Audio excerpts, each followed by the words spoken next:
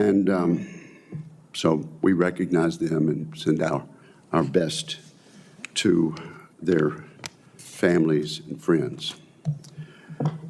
But this morning, we talk about two very important areas of responsibility. The European continent is now entering its third year of war as Russia continues its brutal assault against Ukraine. There's no question who started this war. Despite the physical and psychological exhaustion and material constraints from the conflict, the Ukrainian military and people have heroically and successfully continued to resist Russian efforts to subjugate them. The war serves as a brutal reminder that Vladimir Putin has chosen to become an enemy of the West and to throw away Russia's future. The Department of Defense is right to label China as our pacing threat. Nonetheless, Russia and its thousands of varied nuclear weapons continue to pose an existential danger to the United States and to our allies. Moscow's military aggression sows uncertainty and threatens vital U.S. interests every day, as Europe remains by far our largest trading partner and source of investment in the United States. The war in Ukraine has exposed the Russian army's weakness, but it also has shown that Russia can adapt to changing circumstances and can endure heavy cost. The Russian industrial base, aided by China, North Korea, and Iran, has demonstrated its ability to sustain Putin's army. Russia would likely use any pause in fighting to reconstitute its military. I say all this to make a simple point. We cannot wish away the Russian threat. Despite Russia's aggression, there are some who believe now is the time to reduce drastically our military footprint in Europe. This is a viewpoint with which I disagree. I'm troubled that this deeply misguided and dangerous view is held by some mid-level bureaucrats within the Defense Department. They've been working to pursue a U.S. retreat from Europe, and they've often been doing so without coordinating with the Secretary of Defense and the National Security Council. As I have said, Russia is now mobilized for permanent war. Withdrawing now would doom any hope of lasting peace in Europe. Right now, we have a unique opportunity in Europe. President Trump's leadership and the Russian threat have jolted Europe awake. Many nations have begun rebuilding their militaries. Our allies on the eastern flank, Poland, the Baltic states, and Romania are all spending much more than we are.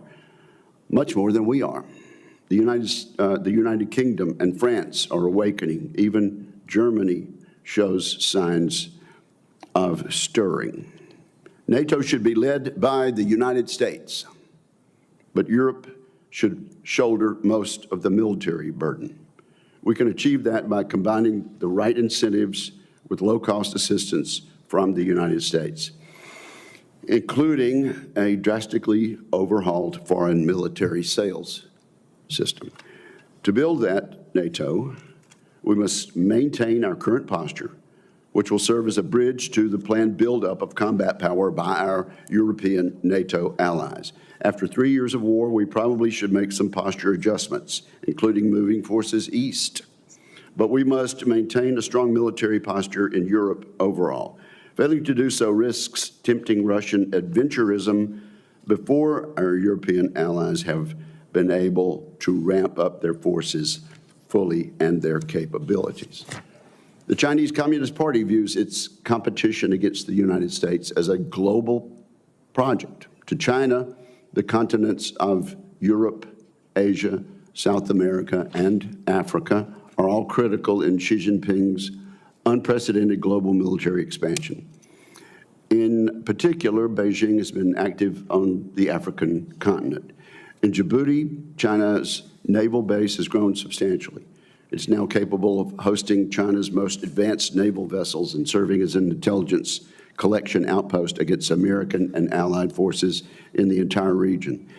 China is also actively pursuing a naval base in Africa's western coast, the Atlantic coast, which would provide an enduring foothold along the Atlantic Ocean. According to General Langley, this would, quote, change the whole calculus of the geostrategic campaign plans of protecting the American homeland, unquote. Russia also has designs on the African continent. In destabilizing, its destabilizing strategy is to trade security assistance for access to Africa's abundant natural resources. This would help fund Vladimir Putin's malign activities around the world. At the center of Putin's Africa strategy is Libya, which serves as Russia's key logistical node and enables its activities across the continent. I look forward to General Langley's assessment of Africa's importance to Vladimir Putin's strategic objectives, as well as his description of what's being done to counter Russian efforts, particularly in Libya.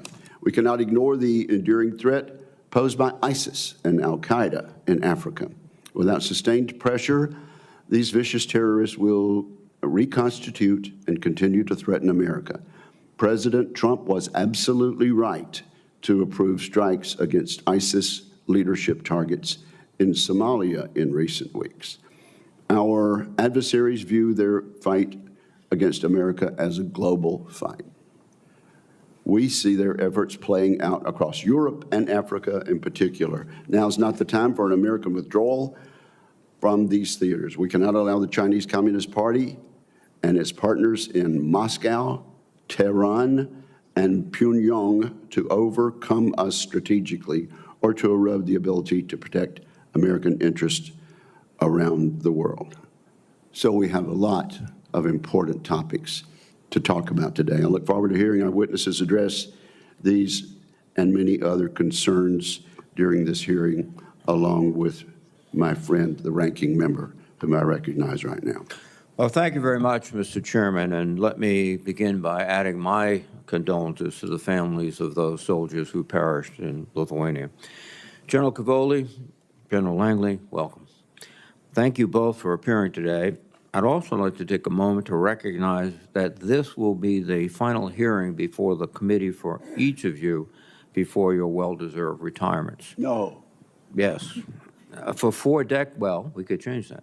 Well, for 4 decades, you have stepped forward time after time to lead American service members, including in combat, and through historically difficult challenges. You have made the United States safer. You have made our forces in Europe and Africa stronger. On behalf of this committee, thank you for your distinguished service to our nation. Congratulations to you and your families on your pending retirements. For more than 3 years, EUCOM has been the backbone of the international effort to support Ukraine in its war of survival against Russia. EUCOM has enabled the Ukrainians to succeed on the battlefield while sending an unmistakable message to America's adversaries around the globe. However, in recent months, the position of the United States has reversed. The Trump administration has repeatedly shown disrespect and contempt for NATO and our European allies. The Trump administration has begun negotiating with Vladimir Putin, but has surrendered much of our strongest leverage for nothing in return. As the administration seeks to negotiate an end to the war, I would point out that Russia is not in a strong position. Putin has sustained staggering costs in Ukraine, including more than 200,000 soldiers killed and hundreds of billions of dollars of military equipment and weapons destroyed. Russia has even turned to North Korea for reinforcements.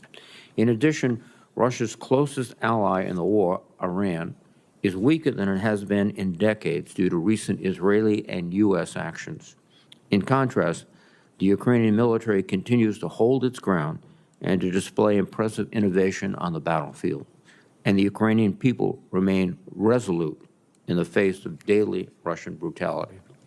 I would argue that there is never a time to appease Putin, but it is certainly not now. The Russians do not seem interested in actually negotiating or ending this war, and the Ukrainians should not be forced to make a deal that disadvantages them. General Cavoli, you have testified in the past that Russia is, quote, a chronic and growing threat to U.S. interests. I would appreciate your assessment of the war in Ukraine and your views on future U.S. military activities and investments needed in the EUCOM area to uphold our steadfast commitment to collective defense and America's security. In Africa, our adversaries have focused on building trade relationships while seizing influence from us.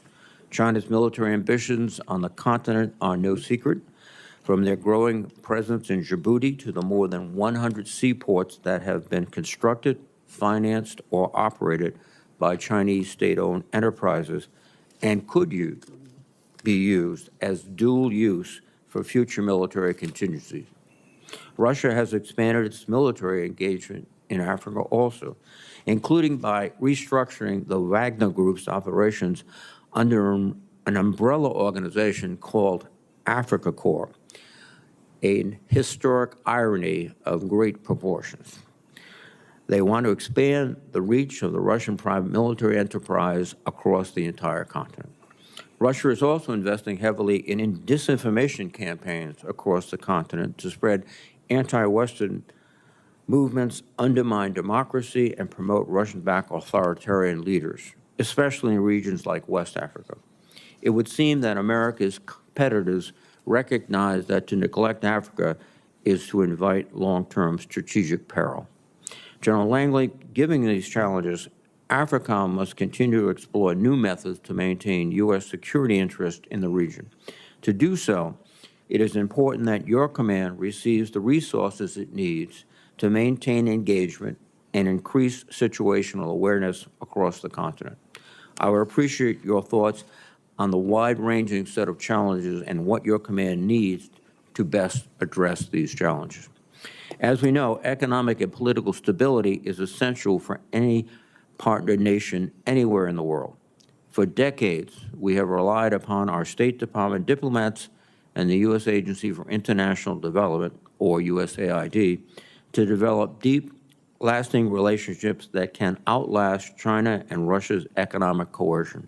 Indeed, until recently, AFRICOM had a senior USAID officer within the command who served as the senior development advisor and reported directly to the commander.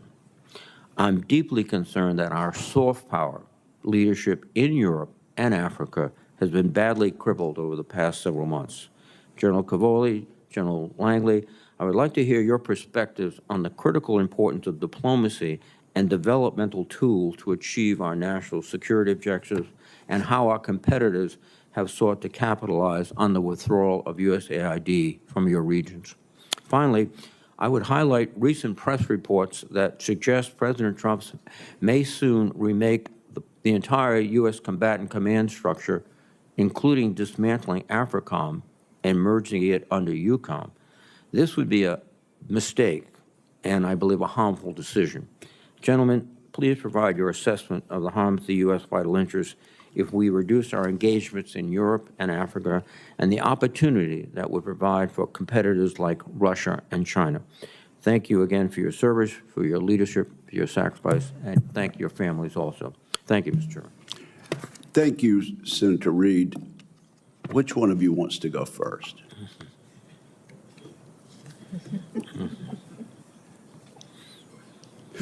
General Cavoli. General Langley has volunteered me, Chairman. Thank you. You are recognized. Chairman Wicker, Ranking Member Reed, distinguished members of this committee, it's an honor to be here today, along with Sergeant Major Rob Abernathy, to represent the men and women of U.S. European Command, and it's a privilege to be here sitting beside my friend, General Mike Langley. Chairman, thank you, and Ranking Member Reed, thank you for your condolences regarding our soldiers who were tragically lost. They have all been recovered.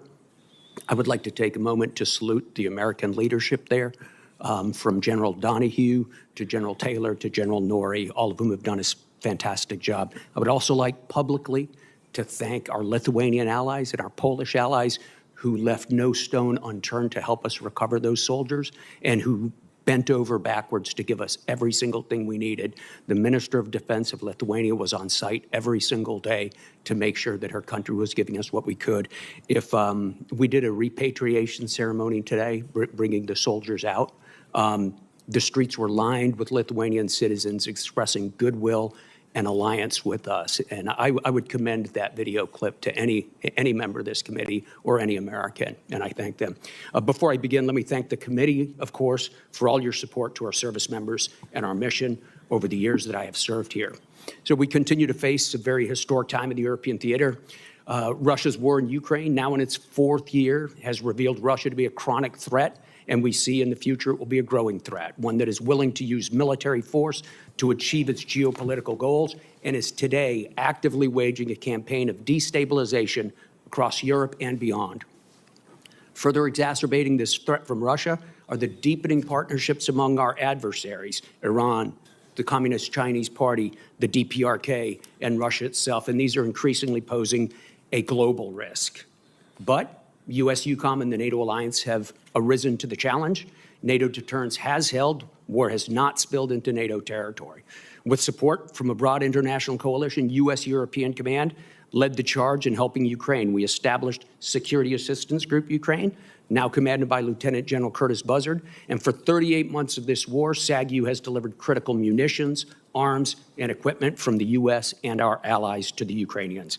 These efforts have been indispensable in enabling the Ukrainian armed forces, and they have empowered them to mount a courageous defense.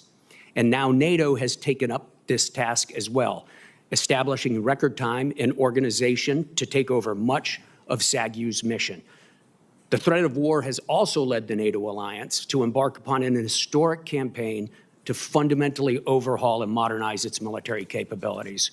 After years of underinvestment, too many years, our allies are finally optimizing the alliance for high-end war fighting. And within NATO, we now have the plans, the command and control, and increasingly the forces, and we have the focus to meet that mission. And while there's still much to do, our allies are investing at a rate we haven't seen since the end of the Cold War, a 40% increase in spending since February of 2022. And throughout this intense and challenging transformation, the presence of U.S. EUCOM forces has been essential to the alliance's modernization efforts. We've converged U.S. headquarters with NATO command structures. We've increased combined training and exercises, and we've been accelerating European modernization and readiness. Through U.S. leadership, we are laying the groundwork for European leadership, and thus for more years of peace and prosperity for the United States of America. It's a long road ahead, and a sustained vigilance and pressure will be required, but we will get there. This has been to protect vital U.S. interests. Our strengthened allies will increase our strength, and our deep relationships give us the access, the basing, and the intelligence necessary to do this. The first line of defense of our homeland begins in EUCOM, where our naval forces prevent Russian submarines from breaking out into the Atlantic. U.S. ballistic missile defense of Israel starts with EUCOM ships positioned in the Eastern Mediterranean. And it's our job in EUCOM safely to evacuate Americans from the Levant. We are America's force forward in the world. So as the chairman and the ranking member noted, ladies and gentlemen, this is my last annual testimony to you as I'm closing 38 years of service this summer. It's been really the honor of a lifetime to serve with our brilliant service members during these historic times. I continue to be inspired by their commitment to our nation's forward defense. And I thank you, the Congress, for your unwavering support to our servicemen and women, to their well-being, and to their vital mission. America is the greatest country in the world, and it is in large part because of our armed forces, which are the finest in the world. I look forward to your questions. Thank you very, very much, General. General Langley. Chairman Wicker, Ranking Member Reed, distinguished committee members, it's an honor to appear here today representing the outstanding service members, civilians, and families of United States Africa Command. As I get closer to the end of my tenure of command, I remain in awe of the character and capabilities of the men and women willing to serve our nation. Our team of soldiers, sailors, Marines, airmen, guardians, and civilians perform valiantly, and I'm honored and proud to serve with them. Point be known, America remains in good hands. I'm proud to testify with my good friend, General Chris Caboli, the Supreme Allied Commander in Europe and the Commander of the United States European Command. I'd like to extend my gratitude for his steadfast cooperation. As you know, EUCOM and AFRICOM share service components, and every day our teams are coordinating to solve some of our nation's toughest security issues. Also joining me today is a key member of the AFRICOM team, my command senior enlisted Sergeant Major Michael Woods, United States Marine Corps. His 32 years of experience provide me with the critical insight needed to understand the operating environment. And he shows our partners what true non-commissioned officer leadership looks like. I'm lucky to serve with him. Now, everything we do at the United States Africa Command has one overarching goal in mind: achieving peace through strength. Now, this requires three things: a clear understanding of national security threats, a robust and dependable network of like-minded allies and partners, and appropriate resourcing to match military requirements. Now, as I've said in previous testimony, Africa remains a nexus theater from which the United States cannot shift its gaze. It is home to terrorists who take advantage of conditions in Africa to grow and export their ideology. ISIS controls their global network from Somalia. It is where the Chinese Communist Party actively works to change the international rules-based order as a stepping stone to become the global hegemon. And it's where the Russian Federation seizes opportunities created by chaos and instability. Now, to protect our homeland and the United States' interests, we must deter these nations and their malign actors from their goals on the African continent. Many of our security and economic interests overlap with those of our African and European partners. Successful outcomes enabled by burden sharing are beneficial for all. And as a posture-limited theater, AFRICOM, we establish strength and work towards peace by enhancing the security capabilities of our African partners through a robust system of alliances, exercises, training events, security cooperation, and foreign military sales programs are the backbone of our military activities on the continent. Through these activities, our forces lead by example with a warrior ethos and stand by our partners and enhance trust in the United States military. So the United States Africa Command seeks to match these capabilities with the current and emerging threats to ensure the security of our forces while advancing American interests. Intelligence, surveillance, and reconnaissance aircraft, crisis response forces, counter-unmanned aerial system technology, and integrated air missile defense platforms are critical to accomplish our mission. Ladies and gentlemen, I welcome your advocacy in ensuring that the necessary tools are in AFRICOM's hands. Thank you for giving me the opportunity to be here today, and I look forward to your questions. Well, thank you both for your excellent testimony. We're going to try to stay strictly to the 5-minute rule in our question and answer. I probably, Senator Reid, am going to take a second round myself, but we'll stick to the 5 minutes going forward. General Cavoli, how long have you been watching Russia closely? Chairman, I began my Russia specialty in 1995 when I spent a year at the Defense Language Institute learning to speak and read and write the language, and I've paid attention to it and worked in jobs associated with it ever since. You're So not only conversational, but fluent in Russian, is that correct? I have always maintained that rating. Yes, well, give us your assessment now, first of all, of what we have learned, what our military has learned during this 2.5 years of conflict in Ukraine. What have we learned about Russia's military? Where are they now? And Ukraine's military capability and where they are now? Chairman, we've learned an awful lot. First of all, I should point out that early on in the conflict, all of the services and the Joint Force established a variety of cells and organizations deliberately to study the lessons of the conflict. And we've had everything from publications about it to seminars on it at a classified and unclassified level. And we have learned an awful lot. Some of the things that we have gained as a military are well, they're technical, they're procedural, and they're sort of large-scale operations focused. So technically, for example, we have learned an awful lot about Russian measures and countermeasures and how to countermeasures, a lot of technical stuff. We've seen a lot of growth in both the Russian capability and the Ukrainian capability in electromagnetic warfare, electronic warfare, and we have learned from that, and we have modified many of our procedures. I think you're familiar with the U.S. Army's Transformation and Contact Initiative. That is really based on lessons learned from Ukraine. As a short example, our use of drones has changed deeply across the Joint Force.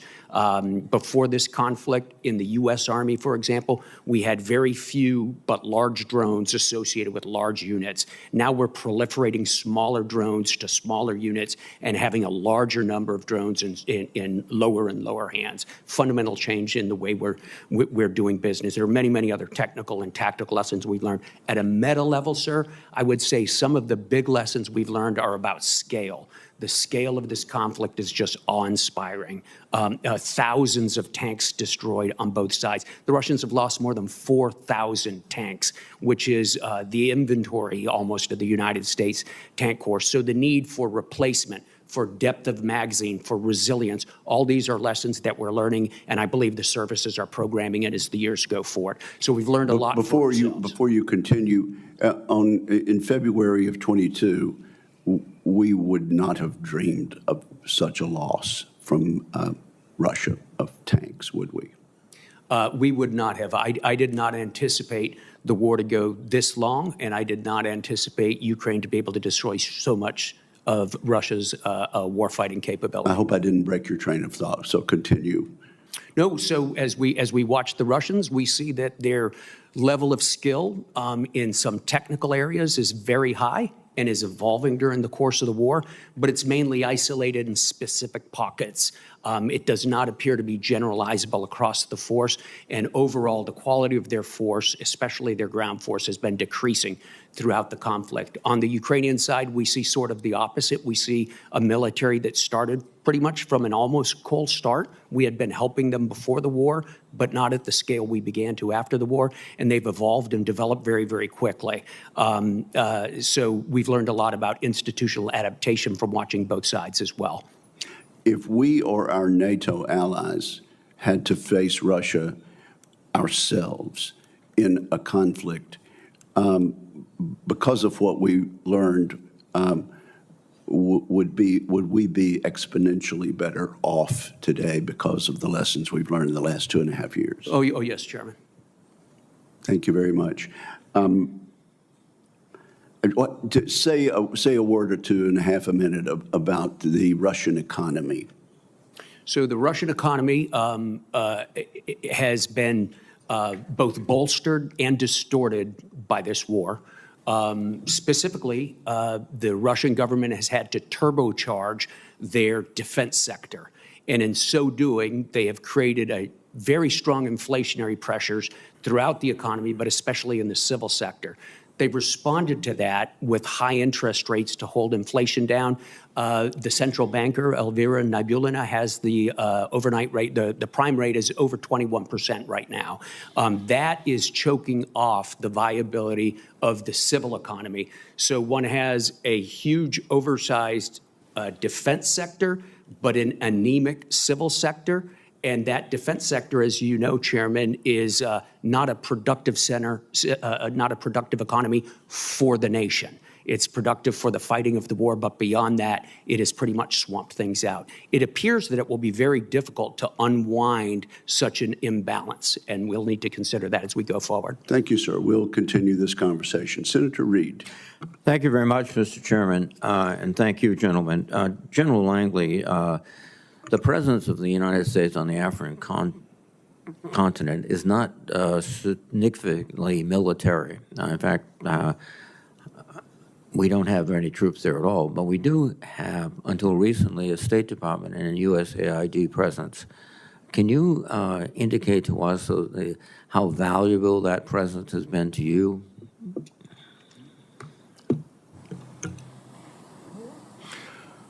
Senator Reed, as you know, heretofore, we had a whole of government approach in some of the challenges on the African continent, and we used that in past years.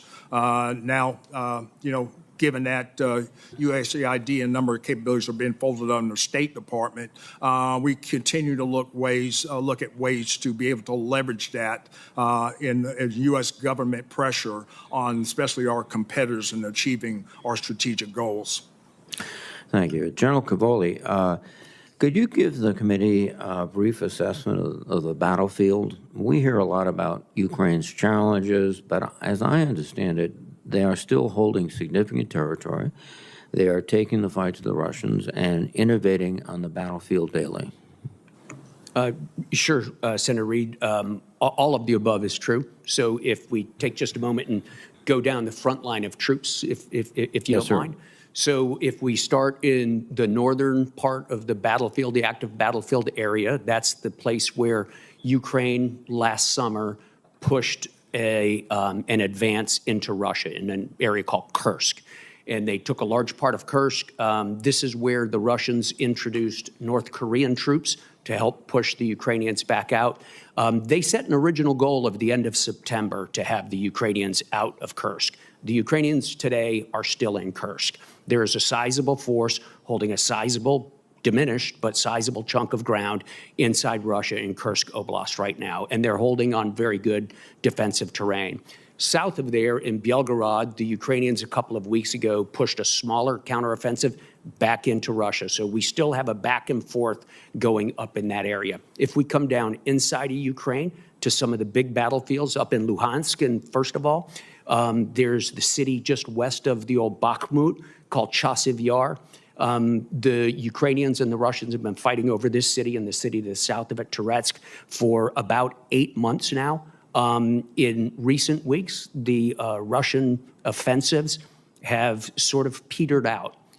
They had been decreasing in scale, moving from company size to platoon size, now basically small groups of infantrymen trying to rush forward under artillery fire, and they have failed to gain ground in the last couple of weeks. In fact, the Ukrainians have taken a little bit of ground back from them. If we come farther south from that, we get to Pokrovsk in Donetsk province, where the Russians continue to try to take Pokrovsk. They are stalled out on their axes trying to encircle it. They got pretty close, but the Ukrainians have held the Russians back. That's on the ground. The Russians seem to be suffering from a paucity of armored vehicles and a lack of manpower. The Ukrainians on their side have assumed very strong defensive positions, well dug in, and appear to have solved some of their manpower problems that were so acute last autumn. They've increased the pool of people available for mobilization. They've increased the pool of people available for voluntary recruitment, and they've done a good job squeezing people out of headquarters to the front. If we look in other domains, both sides are relying on long-range attack. The Russians largely with cruise missiles and glide bombs, and the Ukrainians are relying mainly on one-way attack drones, as well as some indigenously produced cruise missile systems, one in particular that I've got in mind that we could talk about in closed session, sir. I hope that helped. It does, sir. If the administration withholds war material, spare parts, and particularly intelligence advice, what would be the effect on the Ukrainian forces? First of all, it would obviously have a rapid and deleterious effect on their ability to fight, Senator. The Ukrainians depend on us principally uniquely, I should say, for their high-end anti-aircraft systems. So the things that shoot down the ballistic missiles and the long-range attack missiles that the Russians throw at them almost daily, that is mainly supplied by the United States. That would have an obvious effect. If the Ukrainians were not able to receive intelligence from us, they would struggle to target, especially in depth, operational level targets such as command post, logistics areas, and things like that, which require a specific you've got to have very good intelligence to do that, and they would struggle to do that. I do have to note that the Ukrainians have developed alternative sources. Many of our allies have stepped up their ability to produce things for the Ukrainians. Czechia this month is delivering more than 70,000 rounds of 155. So there are some real advances. There's some diversification of their supply sources, but undoubtedly the Ukrainians are very dependent on our assistance. Thank you, sir. Thank you, Senator Reed. Senator Fisher. Thank you, Mr. Chairman. General Langley and General Cavoli, thank you both for your many years of service to this country. General Cavoli, you serve as both the commander of the U.S. European Command and also as the Supreme Allied Commander of Europe. That means you are responsible for the overall command of NATO military operations and forces, including the United States nuclear forces that are deployed to those NATO countries. NATO is a nuclear alliance. Our deterrence strategy has worked for over 75 years. Having an American serve as Supreme Allied Commander of Europe has been a key part of that strategy. General, can you at this level of classification walk us through how command and control of U.S. nuclear forces in Europe works today, including your role? Absolutely, Senator. So to keep it at a very open level, the United States guarantees, has always offered a certain amount of nuclear force to NATO to be employed by SAC here. So we have some nuclear weapons that in a conflict, upon the agreement of the United States and the rest of the nations, would be turned over to SACEUR to be delivered by a variety of nations who are involved in this program, all of them NATO nations. That all happens under the command and control of SACEUR. If SACEUR were not an American officer, we would have to find some other way to do that, and it would certainly not be as integrated with the rest of SACEUR's operations as it is now. So, yeah, I basically, as the American commander, have those weapons in my possession, and at the time of need, as instructed, I would pass them to myself as the Supreme Allied Commander to employ in accordance with the 32 nations.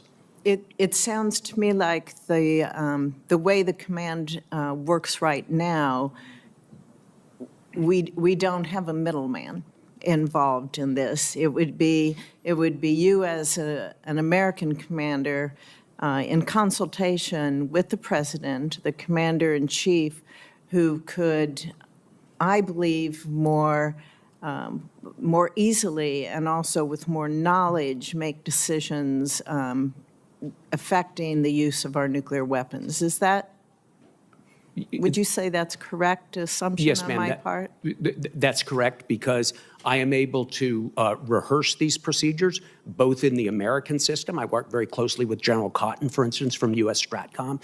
We can rehearse those procedures on a U.S. basis.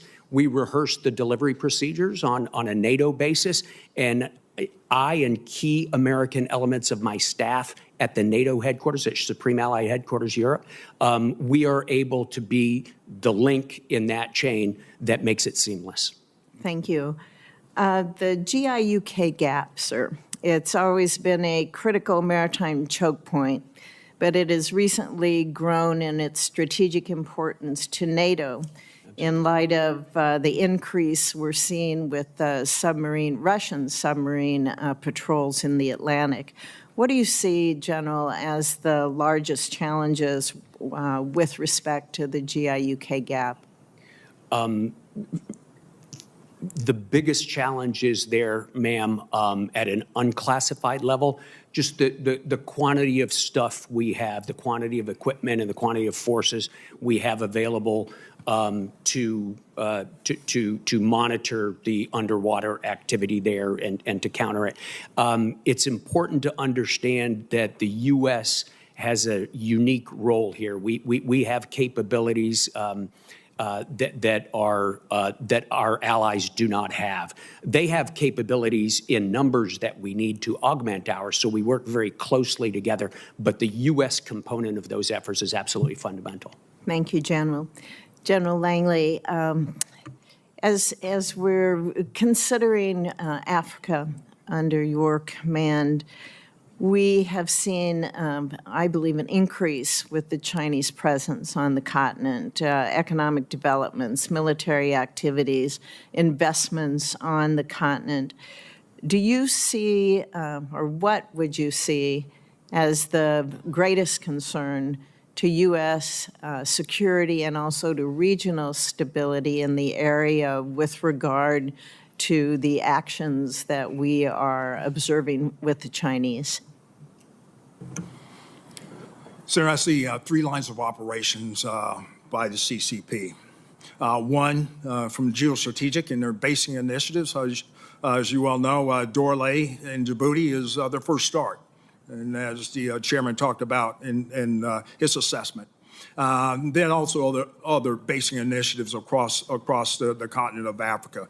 Then their geopolitical line of effort in trying to dislodge the overall leadership in their quest to be the regional hegemon, as we start to look at their activities in the UN and trying to get geopolitical advantage over the West. And then also geoeconomic.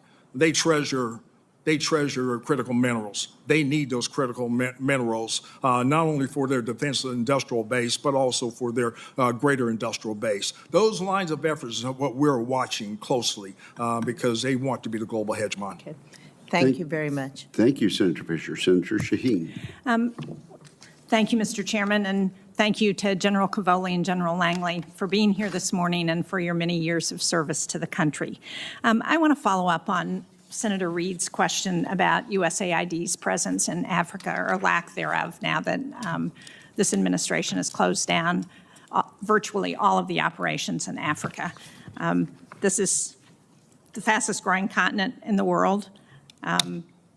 It is a place where we're seeing increasing incursion by the Chinese, as you pointed out. So as we have withdrawn our presence from countries in Africa, are you seeing additional Chinese presence come in to take over some of those services and programs that the United States has been providing? For example, in Rwanda, we had a program to help with children, women and children, and the challenges of childbirth. My understanding is that now that we have left that program, that the Chinese have come in to take it over. Are you seeing that in places? Sir, I am seeing that. You know, there's a number of programs that we see that the Chinese Communist Party is trying to replicate. They can't do what we do. They can't do what we do in PEPFAR, where they extended the life span of a number of Africans by 20 years. They're trying to replicate that. They're trying to match what we do. So that's what we're seeing as we start to fold in the capabilities of USAID under State Department. China's trying to exploit that scene. And do you agree that it would be a huge loss if we don't continue many of those programs? Senator, I won't speak to the policy part of that, but it is a need. Those capabilities are needed for the U.S. To maintain a strategic advantage over the Chinese Communist Party, because we do it best. And the Africans, they speak that they do prefer the United States. Thank you. General Cavoli, I want to follow up on Senator Fisher's question about the role of the SACEUR in NATO and in Europe, and the importance of that role in terms of nuclear weapon command and control. and partly because what we're hearing is rumors from the administration that they're thinking about eliminating that dual hat responsibility. I'm not going to ask you to comment on the policy point there, but how concerned would you be about the lack of control of nuclear weapons, especially should Article 5 be invoked? We would want those under the command of a U.S. officer, ma'am. Thank you. Clearly.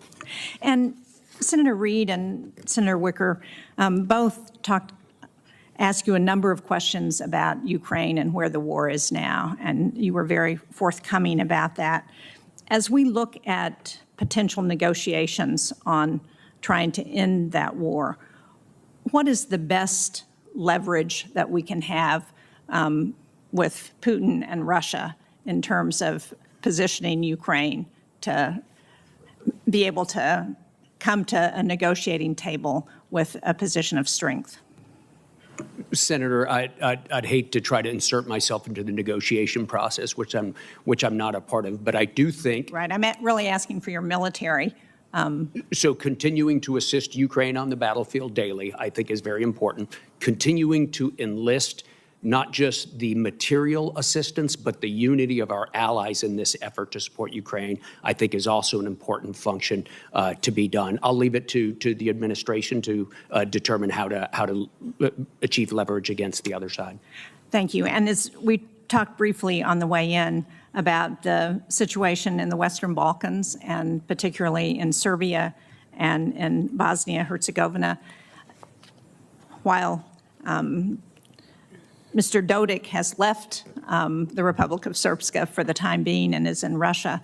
Can you speak to the ability of the EUFOR mission there to be able to take over should there be any outbreak of violence? And then also, if you could address KFOR and Kosovo and Serbia as well.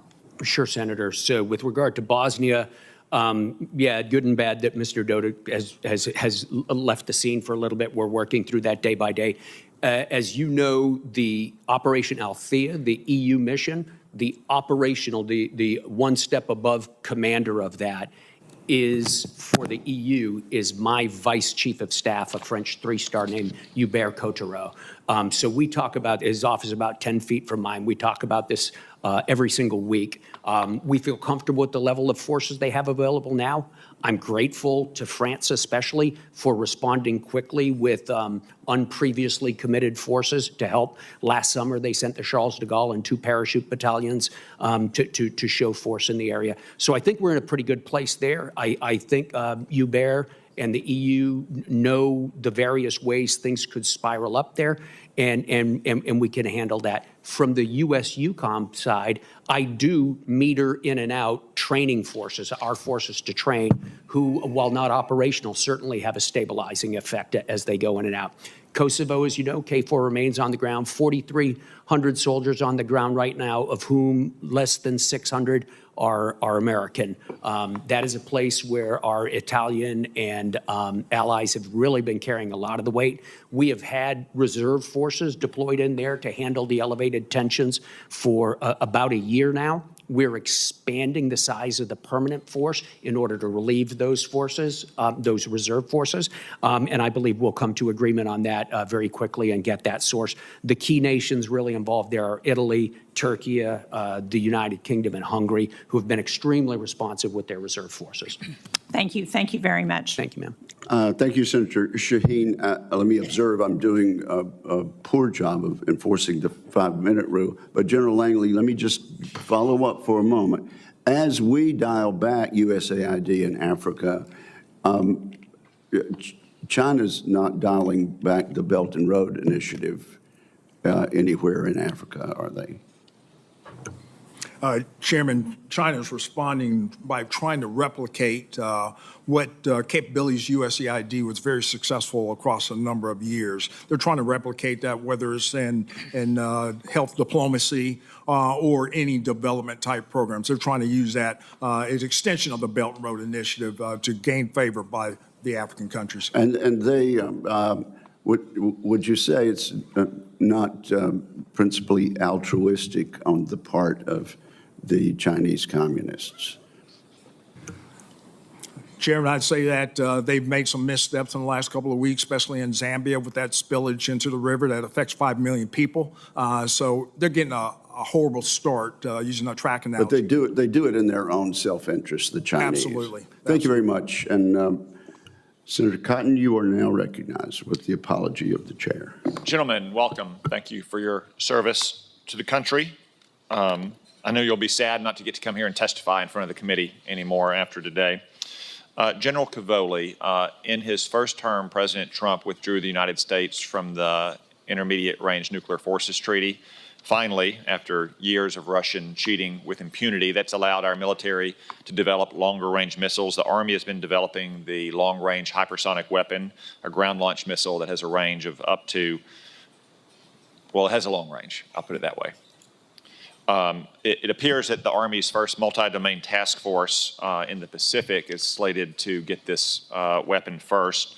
Do you see a role for the long-range hypersonic weapon in EUCOM? I do, Senator Cotton.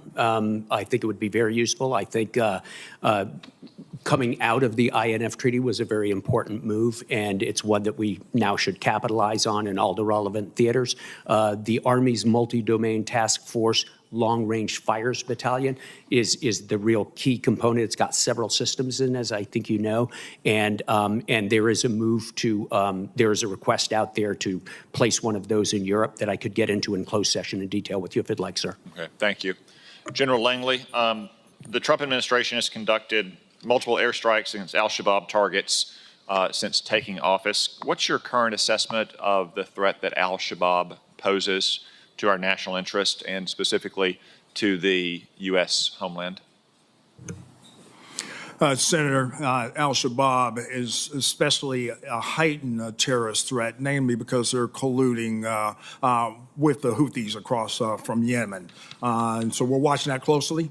The President and the Secretary of Defense has given me expanded authorities. I can talk about those details as far as expanded authorities, but I will say we're hitting them hard. I now have the capability to hit them harder. Okay, al-Shabaab is in the Horn of Africa on the East Coast. There's obviously other terrorists operating throughout Africa associated with al-Qaeda or the Islamic State. What's your assessment of the threats that all those terrorists on the African continent pose, and again, specifically pose to the U.S. homeland? Senator, left unchecked, they will have a direct threat on the homeland, whether it's just their networks or even their ideology. We remember 1 January 2025, what happened in New Orleans. Still, there are some that have been indoctrinated by this false ideology of Islam. Okay. General Cavola, coming back to you, outside of your AOR, but I think perhaps with some follow-on effects, the Assad tyranny fell late last year. That has imperiled Russia's access to its naval base in Syria. There have been reports that Russia is looking to replace that base elsewhere in the Mediterranean, including potentially in Libya. How do you assess the situation in the Mediterranean and Russia's access to the Mediterranean since the fall of Assad? Senator, they've suffered a big loss. They've suffered the ability to maintain sustained maritime operations in the Eastern Mediterranean. It's much more difficult for them now. They are searching, and I'll let Mike talk about this if you'd like to, sir. They're searching for alternative basing to replace Tartus, which they've mainly lost on the north shore of Africa. They've failed so far to achieve a long-term agreement for a major base. So this will be significant. It's significant not only because we have a reduced presence of submarines, Russian submarines in the Eastern Mediterranean now. It's also surface vessels that find it harder to do sustained operations. And finally, it's much more difficult for Russia to sustain the operations, both overt and covert operations that they're doing in Africa without those bases. And the Alliance and U.S. EUCOM are both taking actions to try to make sure we keep them boxed. General Langley, anything to add? Yes, Senator. I watched Maghreb closely. Russia now does have initiatives because that is NATO's southern flank, from Morocco to Algeria and even Tunisia and Libya. I engage with them closely for shared objectives of denying the militarization of NATO's southern flank. Okay. Thank you, gentlemen. Thank you, Senator Cotton. Senator Hirono. Thank you, Mr. Chairman, and my thanks to both of you for your decades of service. I did want to mention the concerns that our European allies must have regarding what happened with Signalgate.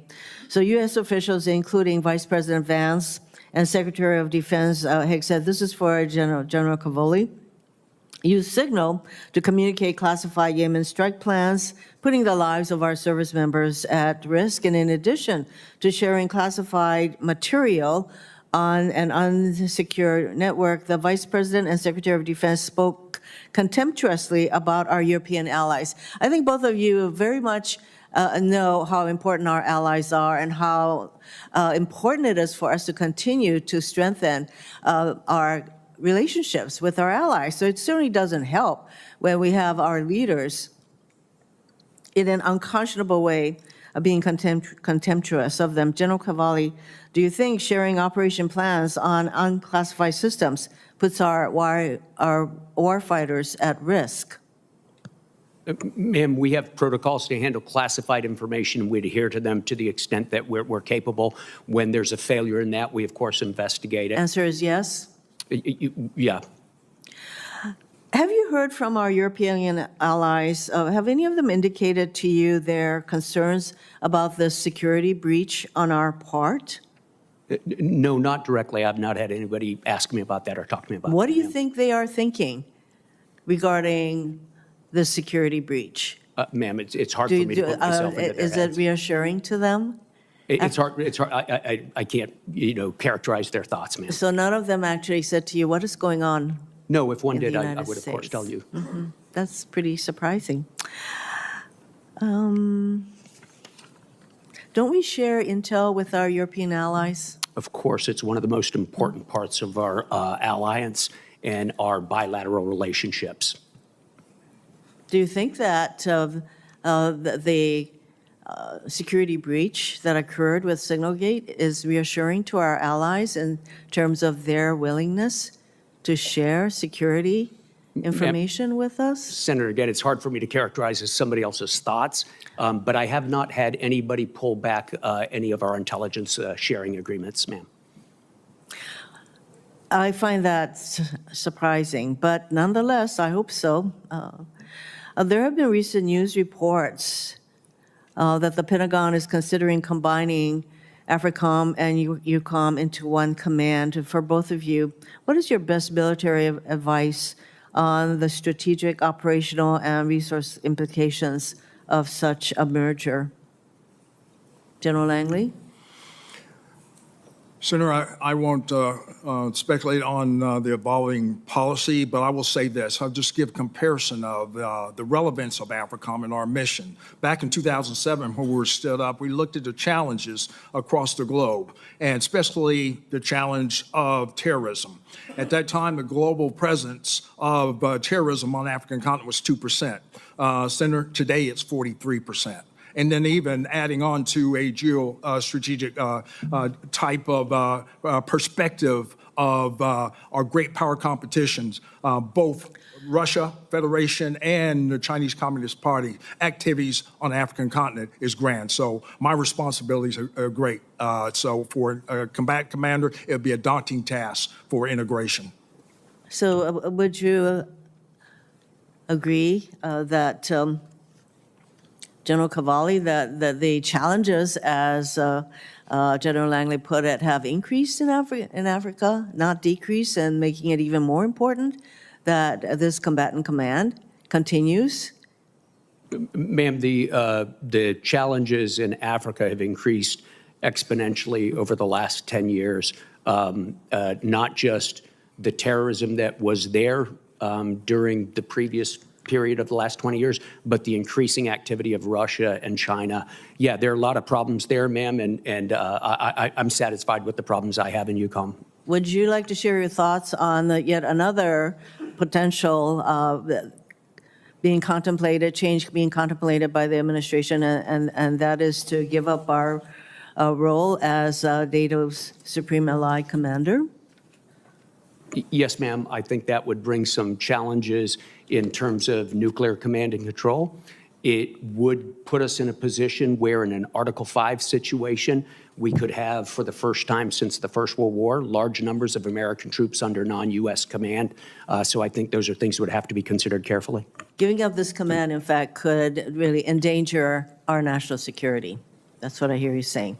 Thank you, Mr. Chairman. Thank you, Senator Hirono. Senator Rounds. Thank you, Mr. Chairman. Let me begin by just thanking both of you for your service to our country and to your families. We sometimes forget about the sacrifice they make when you are away, and we most certainly appreciate all of that. And once again, we appreciate what you have done and continue to do for this country. General Cavoli, our missile defense systems protect not just the U.S. homeland, but our deployed forces overseas, for example, in Europe and in the Middle East. Does EUCOM make use of any of the systems which require the use of the 3.1 to 3.45 gigahertz band of the spectrum to fully operate? And I'm just curious. This is something that I've asked every four-star uniformed officer as they've come before us, because there has been an attempt most recently to take away the exclusive use by the Department of Defense for the use of that part of the spectrum and literally to sell it for commercial purposes.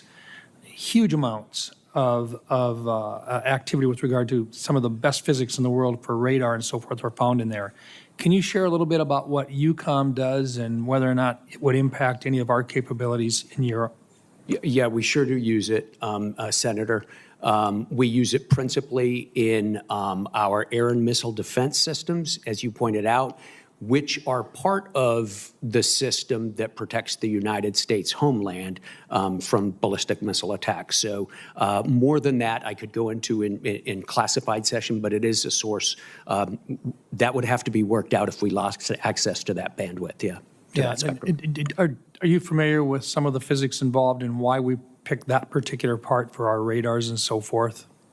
I would never volunteer just how familiar I am with physics, but yes, a little bit. Okay. Just with regard to that, I mean, there is a reason why that particular part of the spectrum is being so closely protected by the Department of Defense. Is that fair to say? There is. Thank you. General Cavoli, also, can you describe how the Ukrainian armed forces, as well as their defense industrial base, have evolved over time, and just a little bit in terms of what you've observed? Wow, sure, Senator. So in 2014, I was a one-star commanding our training enterprise in Germany and throughout Europe. And in 2015, I was given the task to help to set up a training center in Western Ukraine for the Ukrainians as a response to the invasion and the annexation of Crimea that had taken place in 2014. At the time, they were, a hand-to-mouth army that was tied in a tight fight in their eastern area and had suffered from 30 years of post-Soviet neglect. They were in tough shape. Between then and 2022, they managed, while maintaining a fight in the east, they managed to convert themselves into the force that was able to stop Russia. This came with a number of important decisions from the United States, specifically an increase in aid and the initiation of lethal aid, the donation of javelins. I believe it was in about 2016 or 2017 we gave that. Since then, you know the trajectory, sir. They went from being basically Minutemen with javelins stopping a Russian invasion to being an organized force that is increasingly able to generate force in a reliable and predictable fashion. Very difficult to do, especially on the fly. It's taken a couple of years to get it going. And they've developed a defense industry that is producing many of their own munitions right now. In fact, I would say they're the world leaders in one-way attack drone technology. Interesting.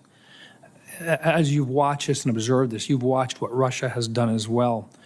What would be your assessment of how Russia would react to a conflict between the United States and China? I think clearly whatever the United States does in the world, Russia will find a way or will look for a way to turn the situation to its advantage and to seize opportunity. So depending on the exact parameters of a conflict with China, exactly what the conditions were, I would expect Russia to try to take advantage of that, either in the information domain or even physically. Would it be fair to say that if we found ourselves in a theater conflict in the Pacific Rim region, highly strong possibility that we'd also find ourselves in a conflict in the European theater as well? Or other theaters as well, yes. Thank you. Thank you. General Langley, I did have questions for you, but I will put them in the record. I thank you for your service as well. Thank you, Mr. Chairman. Thank you very much, Senator Rounds. Senator King. Thank you, Mr. Chairman. Based upon the testimony this morning, I'd like to move we extend the terms of these two generals for another 4 years. Without objection.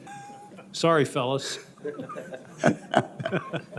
The bad news is you get to tell your family. I have to point out, Mr. Chairman, that in the hour that we've been sitting here, investors in the United States stock market have lost $2.5 trillion, and I think that's something that should be noted. General Cavoli, it appears that the Russians and President Putin are engaged in what they consider a kind of waiting game, a grinding down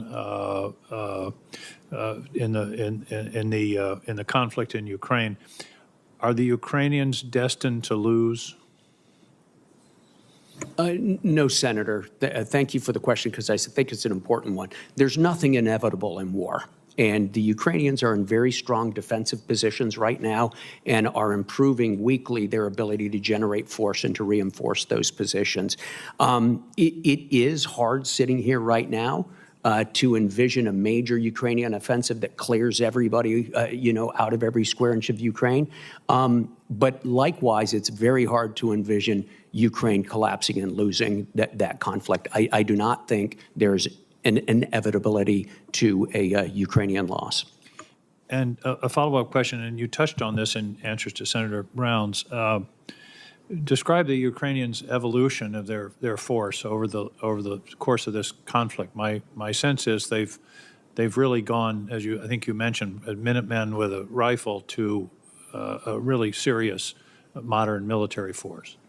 Yeah, absolutely, Senator. So in the beginning, they had a certain number of organized brigades in the east.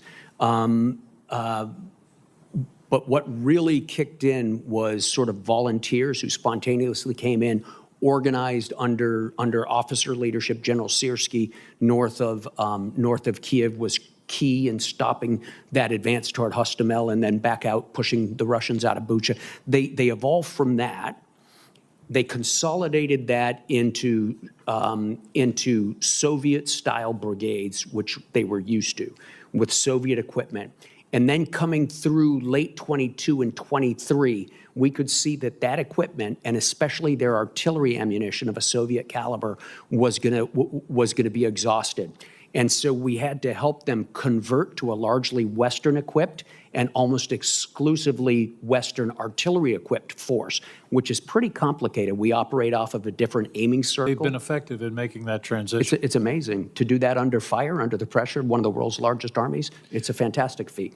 Let me change the subject entirely for a minute. Please discuss Russian and Chinese activities in the Arctic and the risks in the Arctic. It strikes me that this is a looming threat area that we should be addressing. And I should mention the reason it's becoming so important is the melting of the Arctic ice, which has something to do with climate change. 70% of the Arctic ice has disappeared in the last 40 years. So talk to me about the strategic importance of the Arctic. Absolutely, Senator. So from the U.S. perspective, the most important thing to understand is the shortest distance from Russian airfields to the United States is over the polar cap. And they are building up those airfields, are they not? They are. They were before the war at a fast pace. It's slowed down a little bit during the war, but they're still opening airfields and repairing existing ones. The other thing that comes out of the Arctic, sir, the Northern Fleet in Murmansk comes up, sails down through the GI-UK gap and breaks out, or tries to break out into the Atlantic, from which they can hold key U.S. targets at risk with sub-launch cruise missiles, among other weapons. So we should be paying particular attention to the Arctic as a new domain, if you will, of potential conflict. And I think we are. The U.S. Northern Command, so General Guillot, has the primary U.S. responsibility for it. But of course, Strategic Command also has activities up there. EUCOM has activities up there because so much of the Arctic is in my AOR. And NATO, of course, you know, almost all of the nations in the Arctic Council are NATO nations. The only one that's not is Russia. So we've recently been sponsoring tabletop exercises to make sure we understand the details of command and control and coordination of operations there. Thank you. General Langley, I'm out of time, but I'm very concerned about the rise of ISIS in the Sahel. That is a serious issue that we need to attend to, that we're talking about great power competition, China, Russia. We can't forget about terrorism. Is that correct? Senator, that's correct. And the rise of ISIS by numbers in the Sahel, really more focused on the ISIS elements in Somalia because of their networks. In the Sahel, they're growing in number, but not so much in capability. But we are still engaged, especially in coastal West Africa, of like-minded countries to deter that from the outside in. Thank you. Thank you for Mr. Chairman. that yes or no question, Yeah, exactly. Senator King. Senator Ernst. Yes, thank you, Mr. Chair. And first, I want to express my condolences as well to the families of the four fallen, and as they begin their dignified transfer process, our hearts are with those, their family members, as well as the entire Third ID family.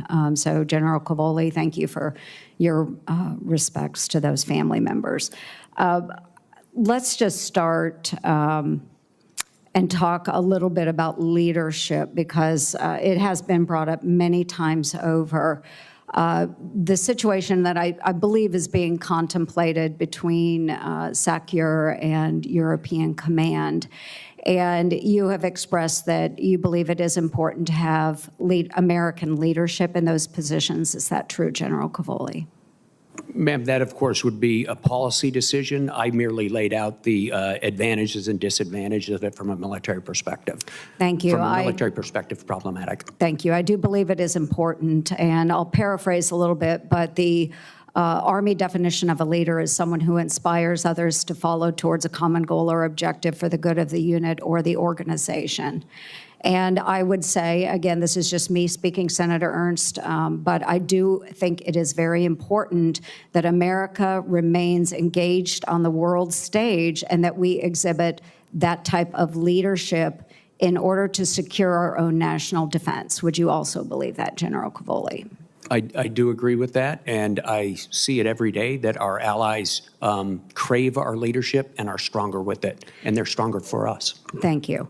And General Langley, I shared a quote with you yesterday. It is, an American soldier is a hero standing still. And I looked it up. It is General Patton that gave us that quote. Can you talk, because you mentioned something about the convening, really the convening ability of our United States military. Can you speak to that, please?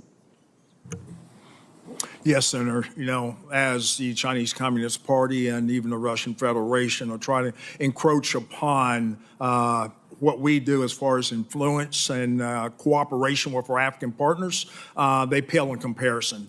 You know, as evidenced by what we do in our conferences that we hold, or moreover, the exercises we have, whether it's Obigami Express.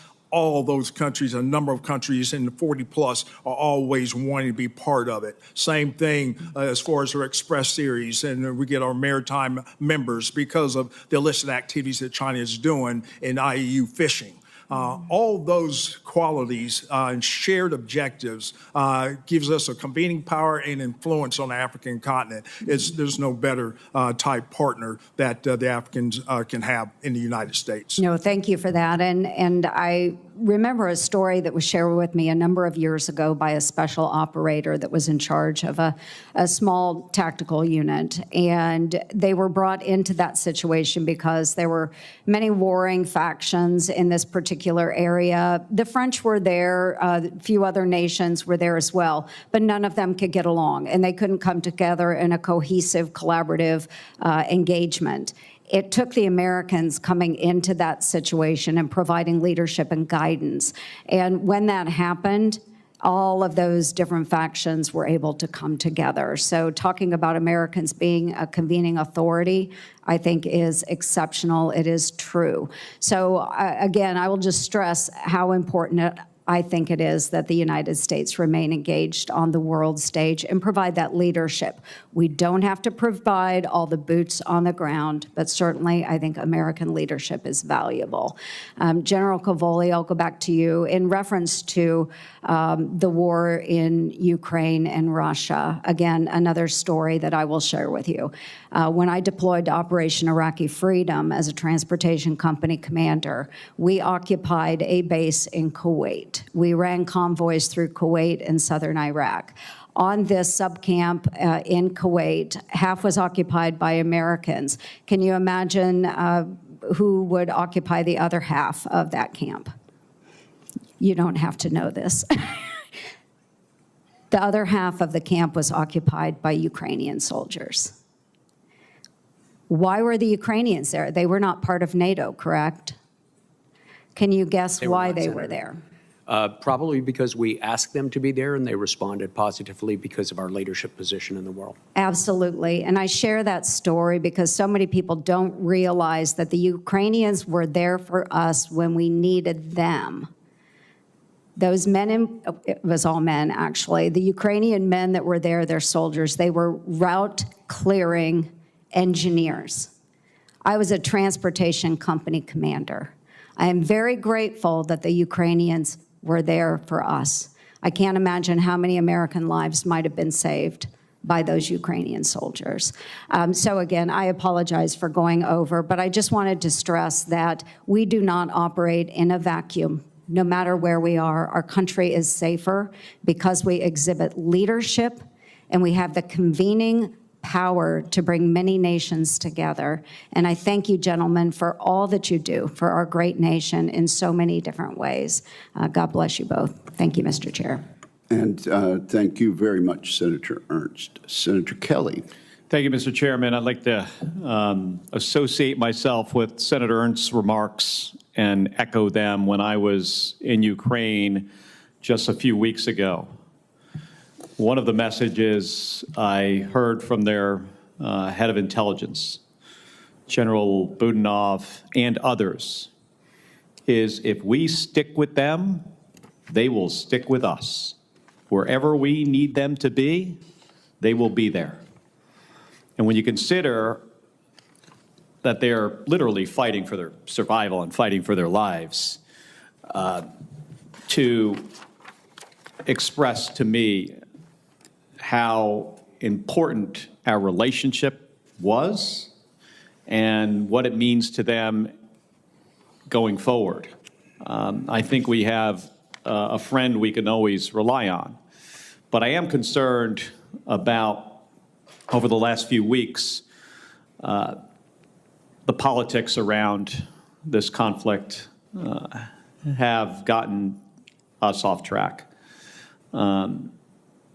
But I'm curious, General Cavoli, from your perspective, friction between President Zelensky and President Trump, how do you feel our Ukrainian allies are handling this right now? And what concerns do you hear directly from them about our ability to support them? I just had members of the Ukrainian parliament in my office, and we were talking specifics. We're talking about ATACMS rounds, HIMARS, PAC-3 rounds for Patriots, AIM-120s, 155 millimeter artillery rounds, GPS, these systems. Can you just give me a summary about where you think we are with our support, and what do they need to continue this fight? Thank you, Senator Kelly. With me, my interlocutors, who are principally general officers or members of the Ministry of Defense, they're resolute. They're resolute, they're focused on a task, they have a defense to execute, and they talk to me about the practical aspects of that. You're correct, they do continue to depend on our support. Our support is in a wide variety of munitions, especially, but also the provision of intelligence. They're very eager to maintain those. And there are certain specific ones that I could talk about in closed session that are especially valuable. I did, however, earlier in open session mention air defense missiles as one of the most important because we're basically the sole provider of those for them. All right. Thank you. And I want to move to General Langley for a second here. Good to see you again, too, General. AFRICOM has continued to experience conflict arising from the uptick in violent extremist organizations as our focus continues towards large-scale combat operations in Indo-PACOM and Europe. I'm concerned that our defense modernization and optimization will trend towards those theaters, but away from other issues that we can't ignore, the real threat of terrorism and gray zone operations, especially in AFRICOM. It's critical that we don't lose sight of this real threat. And you previously highlighted, General, your need for more ISR capability, calling ISR an active deterrent in Africa, yet we have limited platforms to go around. SOCOM has begun purchasing the OA-1K Skyraider aircraft, which I think could fill a requirement that you seem to have. Can you talk a little bit about the importance of an armed ISR platform like the OA-1K, especially one with a dual-use capability that could fill the close air support gap? Senator, thank you. I will speak to the capabilities of various ISR platforms in Africa, especially as far as our operations, ongoing operations across Somalia and in support of the Somali National Army. So I'll just speak to the capabilities of the need for ISR, that armed ISR across makes sense and do responsible type targeting across the region. That's all too important. So I'll speak to the capabilities that every combatant commander needs more ISR in support of our operations. And do you feel the OA-1K could fill a gap that you have in AFRICOM? Sir, I'll take any additional ISR and any enhanced technologies that would add to the credibility and our lethality of our forces. All right. Thank you. Thank you, Mr. Chairman. Thank you, Senator Kelly. There's a vote going on, and we actually have a series of 3 votes. The hearing will continue, and I'll pass the gavel to various members, but the hearing will not recess for the votes. Senator Scott, you're recognized. Thank you, Chairman. Thank both of you for what you do.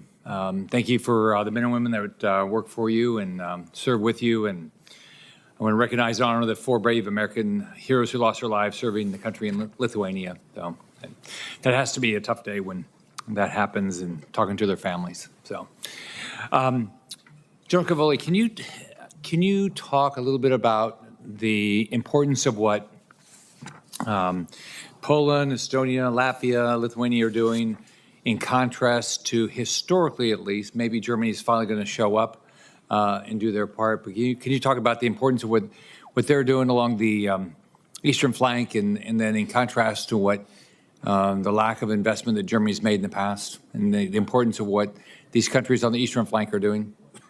Sure, Senator. It's a great opportunity to talk about some of our allies, some of our newer allies, right? These are not plank owners. These are post-Warsaw Pact allies of the United States.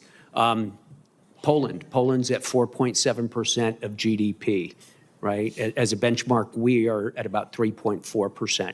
So this is a country that has had very rapid economic growth sustained over the last 15 years and is committing it to correct an imbalance in their defensive capability. They're buying vast quantities of U.S. equipment, by the way, but more important, they're integrating it with the alliance and they're making it available to the alliance for collective defense, which is fantastic. They are rapidly becoming the bulwark of our ground defenses on the eastern flank, and their officer corps is stepping up to the task as well. If we come up through Lithuania, Latvia, and Estonia, every single one of those countries has come above 2%. Estonia is headed over 3%. 2 of the 3 countries have reintroduced at least limited conscription. They are building defensive fortifications, and they have extremely well integrated national defense plans with our NATO defense plans. Very, very active. I spend quite a bit of time there working with them on their plans. Finland, of course, Finland never looked away from its national defense requirements throughout years and years and years since the Winter War of 1939, and they have happily and seamlessly and quickly integrated their defense plans into our NATO defense plans. And in fact, they're contributing a 3-star land component command to handle the potential ground fight in the high north for us. So very grateful to those countries. You want to talk about Germany? Germany has performed as an ally for many decades, sir. During the Cold War, we know how strong they were. They, like many other nations in the alliance, took a holiday from readiness and force sizing, and they're trying to correct that. It's a complicated situation politically, but I believe that Herr Merz, Friedrich Merz, has been able to negotiate as part of a future coalition. He'll be the future chancellor. He's been able to negotiate at long last an agreement to be able to use deficit spending to be able to finance more rapid growth, and we look forward to having that happen. They have very solid plans for expansion and for modernization. We just need to see it get going. If you were placing troops in around the NATO alliance, American troops without any past, where would you move troops? If you didn't have to worry about existing physical structures, things like that? Ultimately, what we would like to see is sufficiently robust national forces to be the basis of the defense of any part of the eastern flank. In some places, that's hard to see because just the nations are not large enough, the Baltic nations, for instance. The second thing we'd like to see in those places is a reinforcement by a multinational alliance force. We have that in the 3 Baltic countries. We would like to use U.S. forces to be able to deploy rapidly from on the continent responsively to the point of need. One of the differences between the Cold War and now is we were very sure where the battlefield would be during the Cold War. Now we have, 2,300 kilometers of expanse.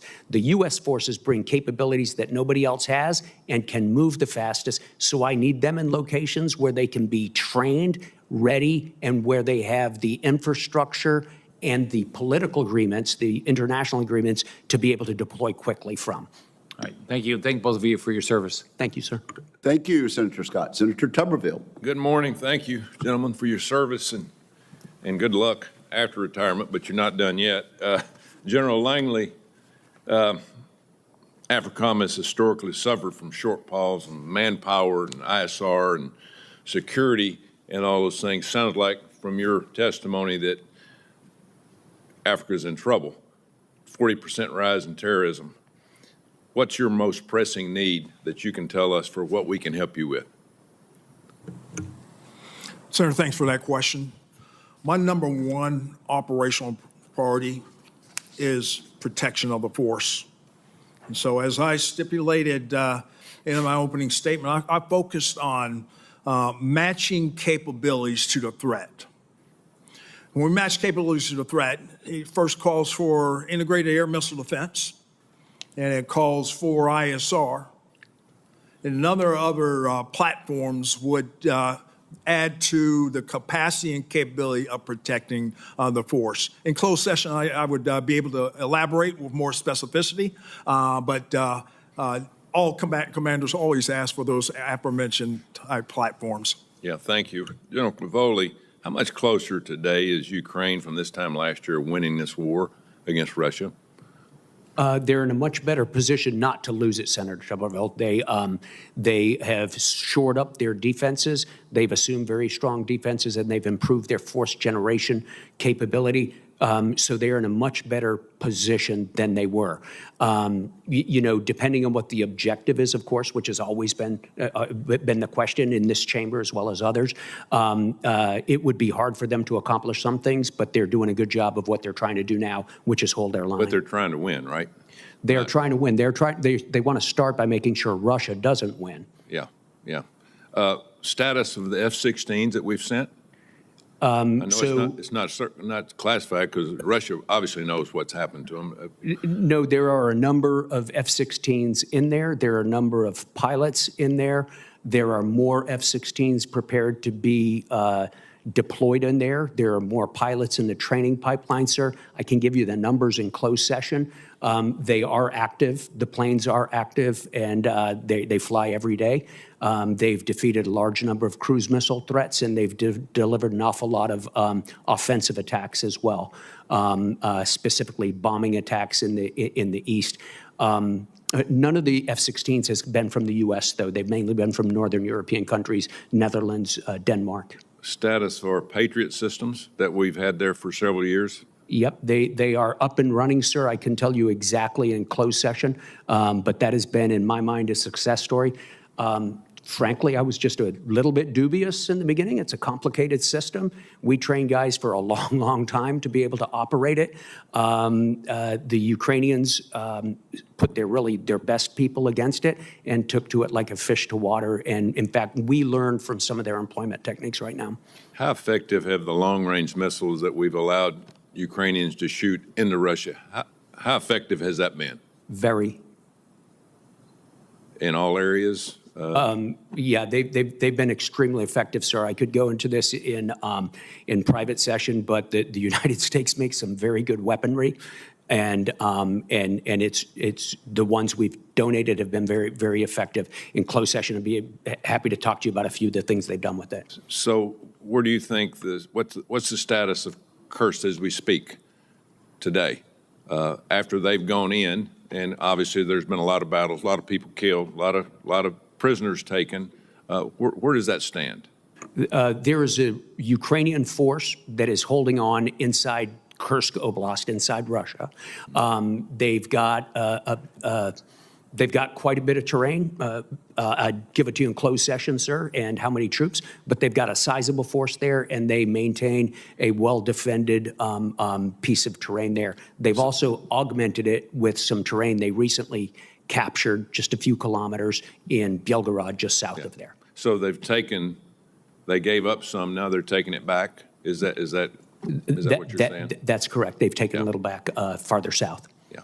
Thank you. Thank you for your service, gentlemen. Thank you. Thank you. Thank you, Senator Tuberville. General Cavoli, the Russians are nowhere near capable of making a big push right now, are they? That is my assessment, Chairman. Okay, and what nationality are the pilots of those F-16s? They're Ukrainian. Okay, and where were they trained? They were trained in a variety of places, some in Romania, some in the Netherlands, some in Arizona. Thank you very much. I think we have Senator Slotkin now. Thank you, Chairman. Generals, thank you for being here and for your really significant service to the country. We appreciate you. I'm sure you're not crying any tears that this may be your last hearing in front of this committee, but we're happy to have you. And General Cavoli, I can't think of a general more associated with Americans' response to the invasion of Ukraine than you, given the role as SACEUR that you've been playing for these last number of years. Just to establish a baseline, you said at the Aspen Security Forum that supporting Ukraine is vital for American security. Can you confirm that you still believe that that is correct? I do believe that, yes, ma'am. And you also said that Russia was, no matter what, no matter how this war concludes, was still going to be a big problem. Do you believe that after Russia invaded Georgia, then Crimea, then eastern Ukraine, that if some sort of deal was reached with Vladimir Putin, especially one that advantaged him, that he'd be done with invading neighboring countries, that he would be done with adventurism in Europe? I do not, ma'am. My professional assessment, based on years of study, is that this is part of a broader pattern in Russian history and certainly in current Russian activity. How the U.S. oriented against that is not my call. Of course. But that is my assessment of their threat. Based on your experience on the ground and having to negotiate, again, military to military with the Russians and others, do you believe that the Russians are a trustworthy negotiating partner? I believe they are. I believe they are a very deliberate negotiating partner. I believe they are very strategic in their negotiations, even over small tactical things that I've been involved in over the years. And I believe they're highly proficient at it, and they will always chase their interests. Can we talk about how the relationship between Russia and China has evolved over the course of this war? Is it safe to say that since the war in Ukraine, Russia has become the biggest provider to China of military technology and equipment? They have certainly increased the amount they provide. I'm not a China expert, so I'm not sure who exactly the biggest is. And in closed session, we can talk a little bit about what exactly they've been providing. One of the things in reverse, though, Senator, frequently I get asked, what sort of support is China providing Russia? And I think one of the most pernicious types of support they provide is moral support to Russia, because it justifies the violation of another country's sovereignty, which I think is highly problematic were it to become widespread. Yeah, I mean, just in open source, we can find that Moscow is helping Beijing develop submarine, aeronautic, and missile technologies in exchange for China's, as you say, moral support for Russia's war, maybe other things beyond moral support. And even though this administration has had very little to say about China's military role and about this partnership as they try and negotiate with Russia, and despite the Pentagon's new national defense strategy, which says that they're focused on China, we really don't see a lot of visibility on this pernicious topic, which is an alliance stronger than ever, or a relationship at least, stronger than ever between China and Russia. Is Russia helping China develop military capabilities that could impact the United States? Again, in closed session, we could talk about it, but they're certainly cooperating not for the benefit of the United States. Right, but I mean, China, they can have other interests in other countries, but I think we are a primary focus for the Chinese military. I don't think that's a classified statement in any way. Do you believe that the Chinese are watching what we do in Europe, in Ukraine, and with Russia, and learning lessons that they may use when it comes to potentially taking over Taiwan? They are. Do you believe, what are the lessons then that you think they're learning from this, watching us in this conflict, as we now quickly move to negotiate with Putin, put a lot of trust in him, in the person that invaded a democracy? Do you think it makes them more likely or less likely to go ahead and try and take Taiwan? Ma'am, I think they're learning lessons at every echelon, one of them being the policy-making and decision-making echelon. I'll leave that to others to comment on. But at the military level, operationally and tactically, they're studying the conflict very, very hard in ways that we know they would apply to their to any potential conflict in Taiwan. Again, thank you for your service, your long service, both of you, and I yield back to whoever is acting as chairman. Okay, there we go. I recognize myself for 5 minutes. Germany is the biggest economy in Europe, twice the GDP of Russia. But it's also been the biggest free rider in NATO for decades. They've finally reached 2% of GDP on defense by some metrics, but they're still not a very capable force. Germany promised in 2023 to deploy an armored brigade to Lithuania, and that brigade isn't going to be fully operational until 2027. It takes the nation that once fielded hundreds of divisions 4 years to move a single brigade just a few hundred miles away from Germany. General Cavoli, the Europeans are finally starting to spend more on their defense, but how long is it going to take before their spending turns into real capability? Thanks, Senator. This is a very important question because we have been waiting a long time to get the levels of defense spending we're starting to see. Now there's got to be something to buy.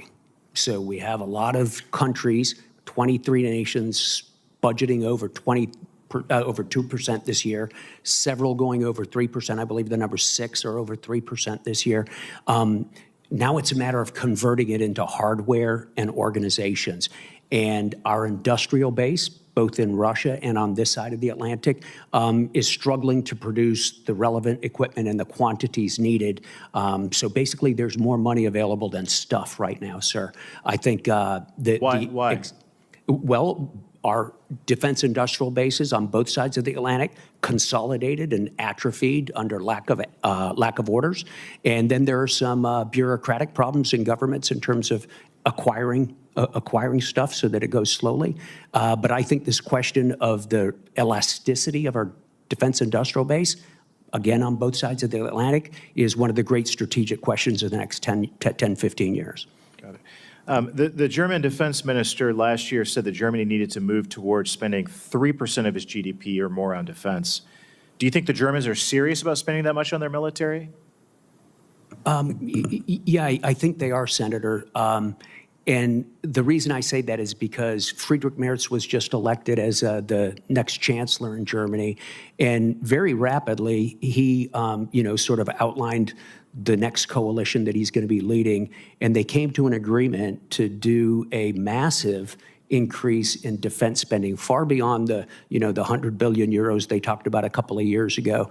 And the way they got there was by releasing the so-called debt brake that prevented Germany from assuming deficit spending. So they have exempted defense spending from the debt brake. This is an historic breakthrough for them, and it is the thing that's going to allow them to apply their rather prodigious economic resources to defense. They have a very strong plan to modernize and to expand. It's exactly in accordance with what I need as the Supreme Allied Commander, and I'm very eager to see this coalition. Feel like they're collaborating with you on that plan? Absolutely, sir. Good. How much would it strengthen your hand if all of our NATO allies increase their spending on defense up to 3%? Sir, I don't think you've ever met a general who wants less defense spending among the force providers. It would help a great deal. But it would strengthen your hand. It would help.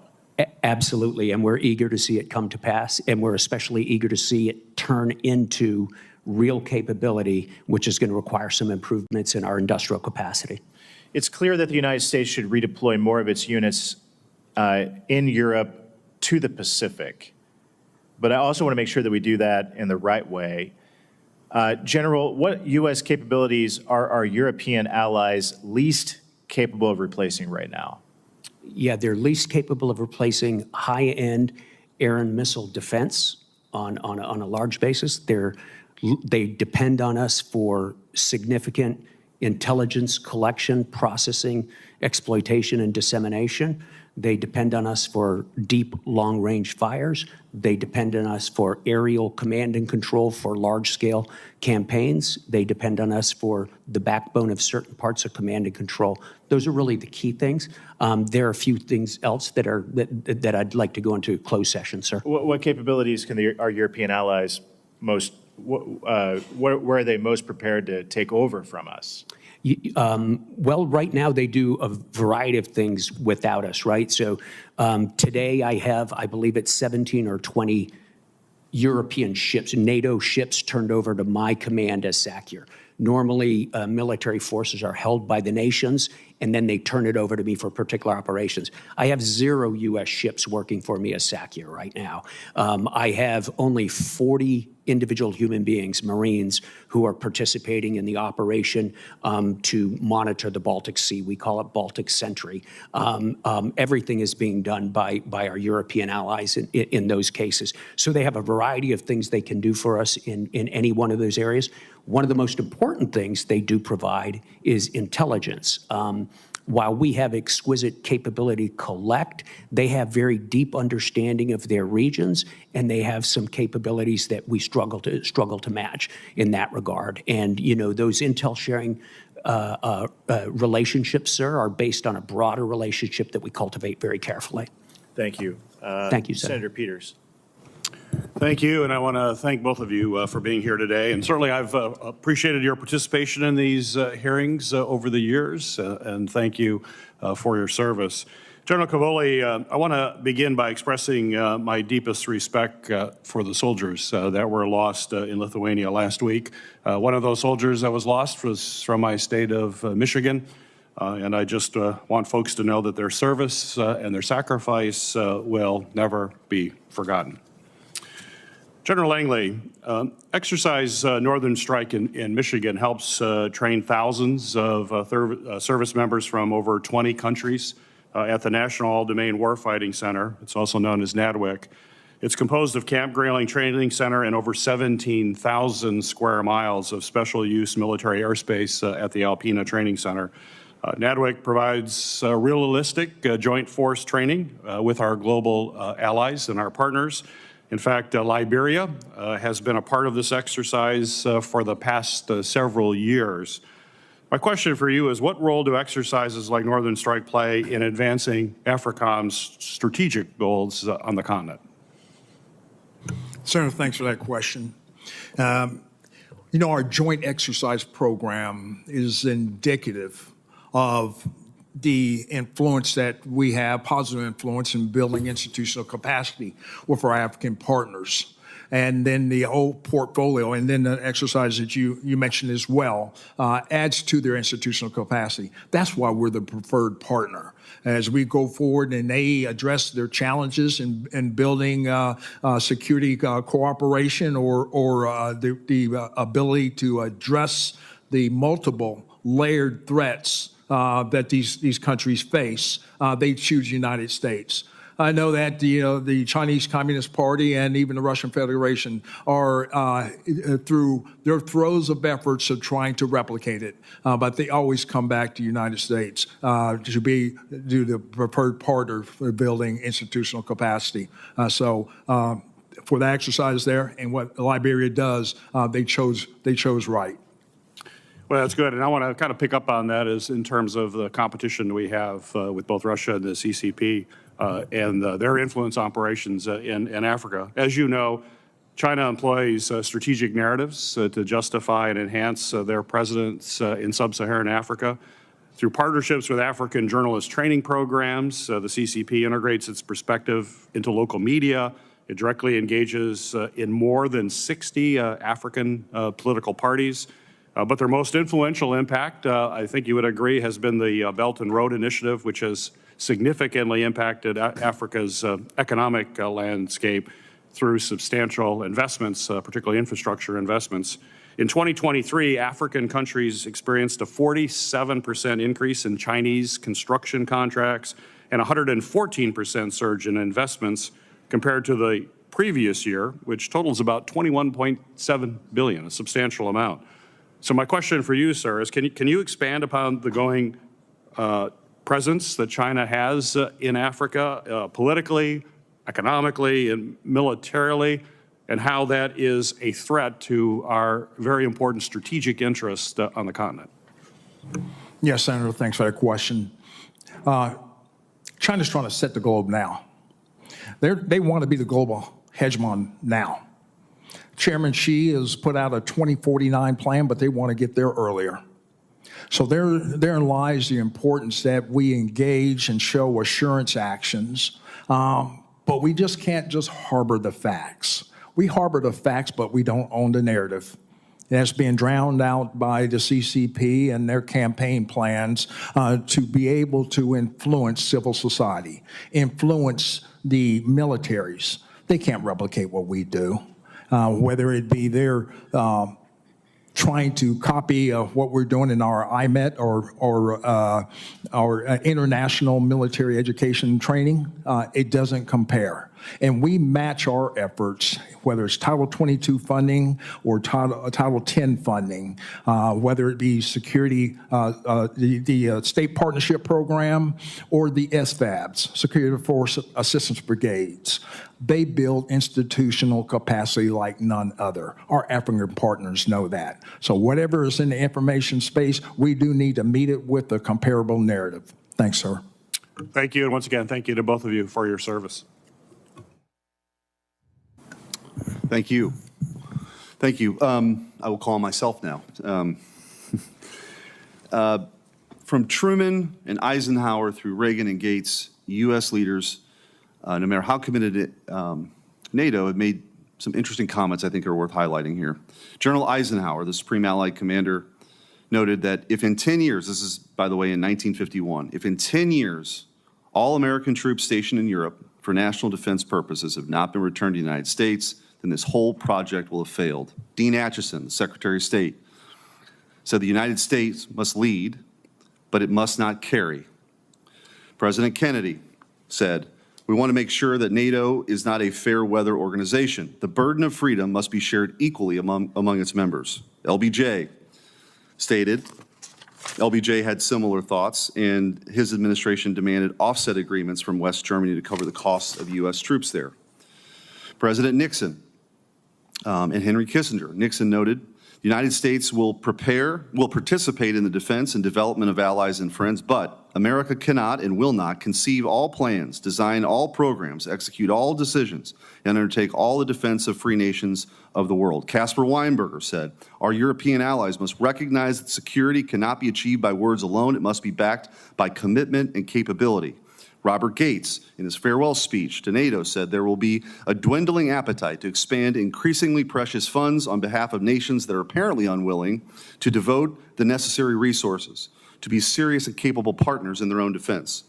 Even Secretary Mattis said Americans cannot care more for your children's future security than you do. While some of my colleagues have been wringing their hands over the possibility the United States might step away from its role as the supreme allied commander in Europe, I can tell you who isn't all that worried about it. It's the American people. Quite frankly, they probably thought that ended when Dwight D. Eisenhower was no longer the supreme allied commander. And speaking of General Eisenhower, I read that quote. If in 10 years all American troops in Europe for military purposes have not returned to the United States, then this whole project will have failed. That's 70 years ago, over 70 years ago. Time and time again, the United States is expected to shoulder Europe's defense while rich European countries sit back, issue statements, and undeliver.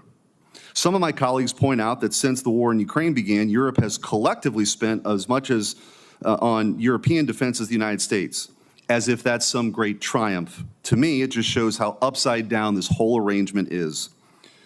How is it even remotely impressive that the nations defending their own continent are only barely keeping pace with the country across the Atlantic? If Europe really believes it's facing an existential threat from Russia, it should be spending not just as much as we have, but magnitudes more than we do. 10 times, 100 times. That's what a commitment would look like. And please stop telling me that comparing spending in Europe is even. That's laughably narrow. When you compare U.S. defense spending in Europe to Europe's, you ignore everything else America does worldwide, much of which directly benefits Europe. Who ensures freedom of navigation in the Red Sea when European trade flows there daily? We do. Who contains China's growing dominance across the Indo-Pacific, stabilizing global markets and maritime routes that Europe depends on? We do. Without U.S. global power projection, the European way of life wouldn't exist as we know it. And still, they won't even take primary responsibility for their own backyard.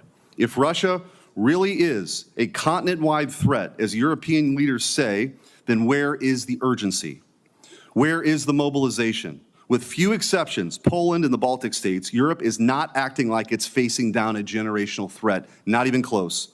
And I'm getting tired of being asked to go home to Missouri and explain to working Americans, the people I represent, why they should send more money, more troops, more of their sons and daughters to defend a continent that refuses to defend itself.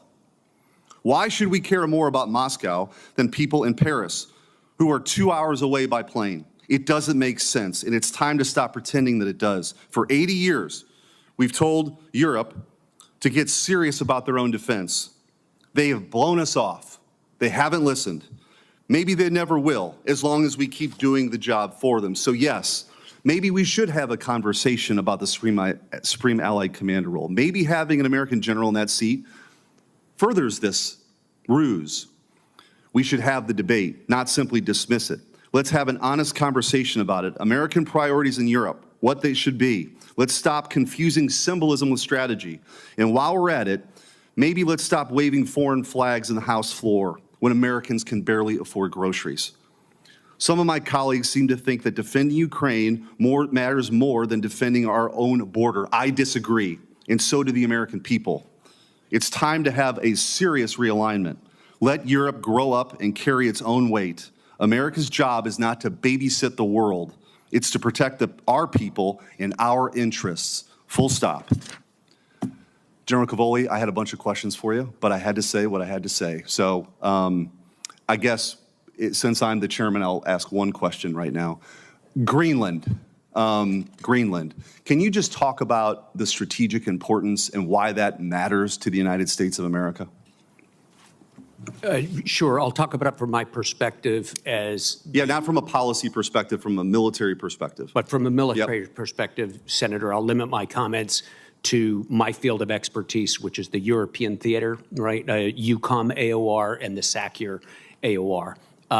The key there is it forms the western border of the Greenland-Iceland-UK gap, which is that body of water through which Russian submarines from the Northern Fleet in Murmansk come up and then down through that gap. And once they get past that gap, they break out into the Atlantic. It becomes very tough to track them. It's a vast expanse. There's some acoustic things about the underwater geography that make it pretty tough. From those positions that they can achieve, they can hold the U.S. homeland at risk, several important targets with land attack cruise missiles. Greenland is the western boundary of that gap. So my access to it, the airspace and water space bounding Greenland is absolutely critical for the United States. Senator Blumenthal. Thank you, Senator Schmidt.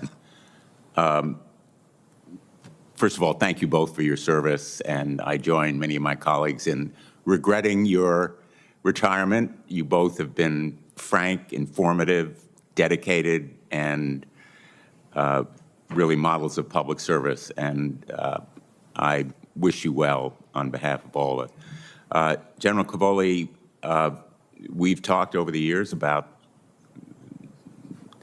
Vladimir Putin's murderous invasion of Ukraine. There's no question who the aggressor is here, and there's no question in my mind that the aggression, this murderous, bloody assault, is continuing with undiminished force against Ukraine. As you note very powerfully in your testimony, Russia is building its military strength. The Kremlin learns quickly and historically that it restructures forces as necessary. It's already reconstituting itself. It's tapping additional manpower and preparing to continue this assault, and at the same time, slow walking and playing us in supposed negotiations. I'm not going to ask you to comment on the negotiations. I recognize that your mission is military in nature, but I would ask you how you would characterize Russia's ability to recoup its material and personnel losses in Ukraine. Will it succeed in rebuilding after its losses, and what kind of threat does that represent to American security interests? Sure, Senator, thank you.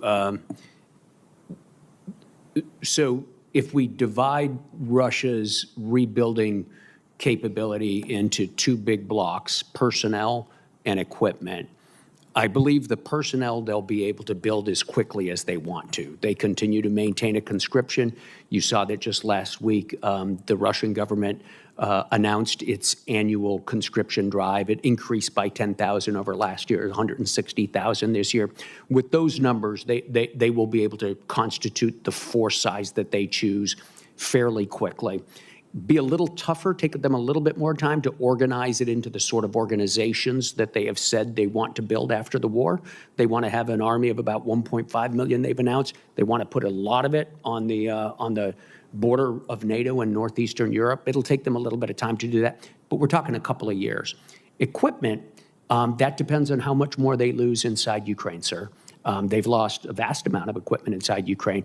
They started the war with someplace near 13,000 tanks on active and in storage, and they're starting to approach near the end of that, near the end of the useful tanks in storage. So depending on how much more they lose, that will really determine how quickly they can regenerate. They have expanded their capability to produce some things, artillery shells, cruise missiles, tremendously. And they're producing some things such as one-way attack drones in prodigious numbers that they weren't even producing at all before the war. And I would characterize that capability as offensive. In other words, they're not defending against a possible invasion from Ukraine. They are preparing for continuing offensive actions against Ukraine and possibly NATO allies if they are successful in Ukraine. And I would add to that, Senator, that this is not just in the ground domain. They have long-range aviation that practices daily, moving out and doing strikes across North America.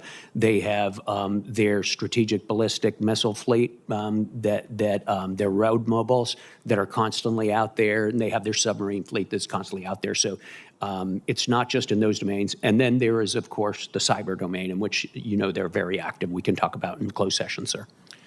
Just one last question, General, because I've heard from some of the critics of our military aid to Ukraine that there are significant numbers of weapons embezzled, stolen, missing from the aid that we're providing Ukraine.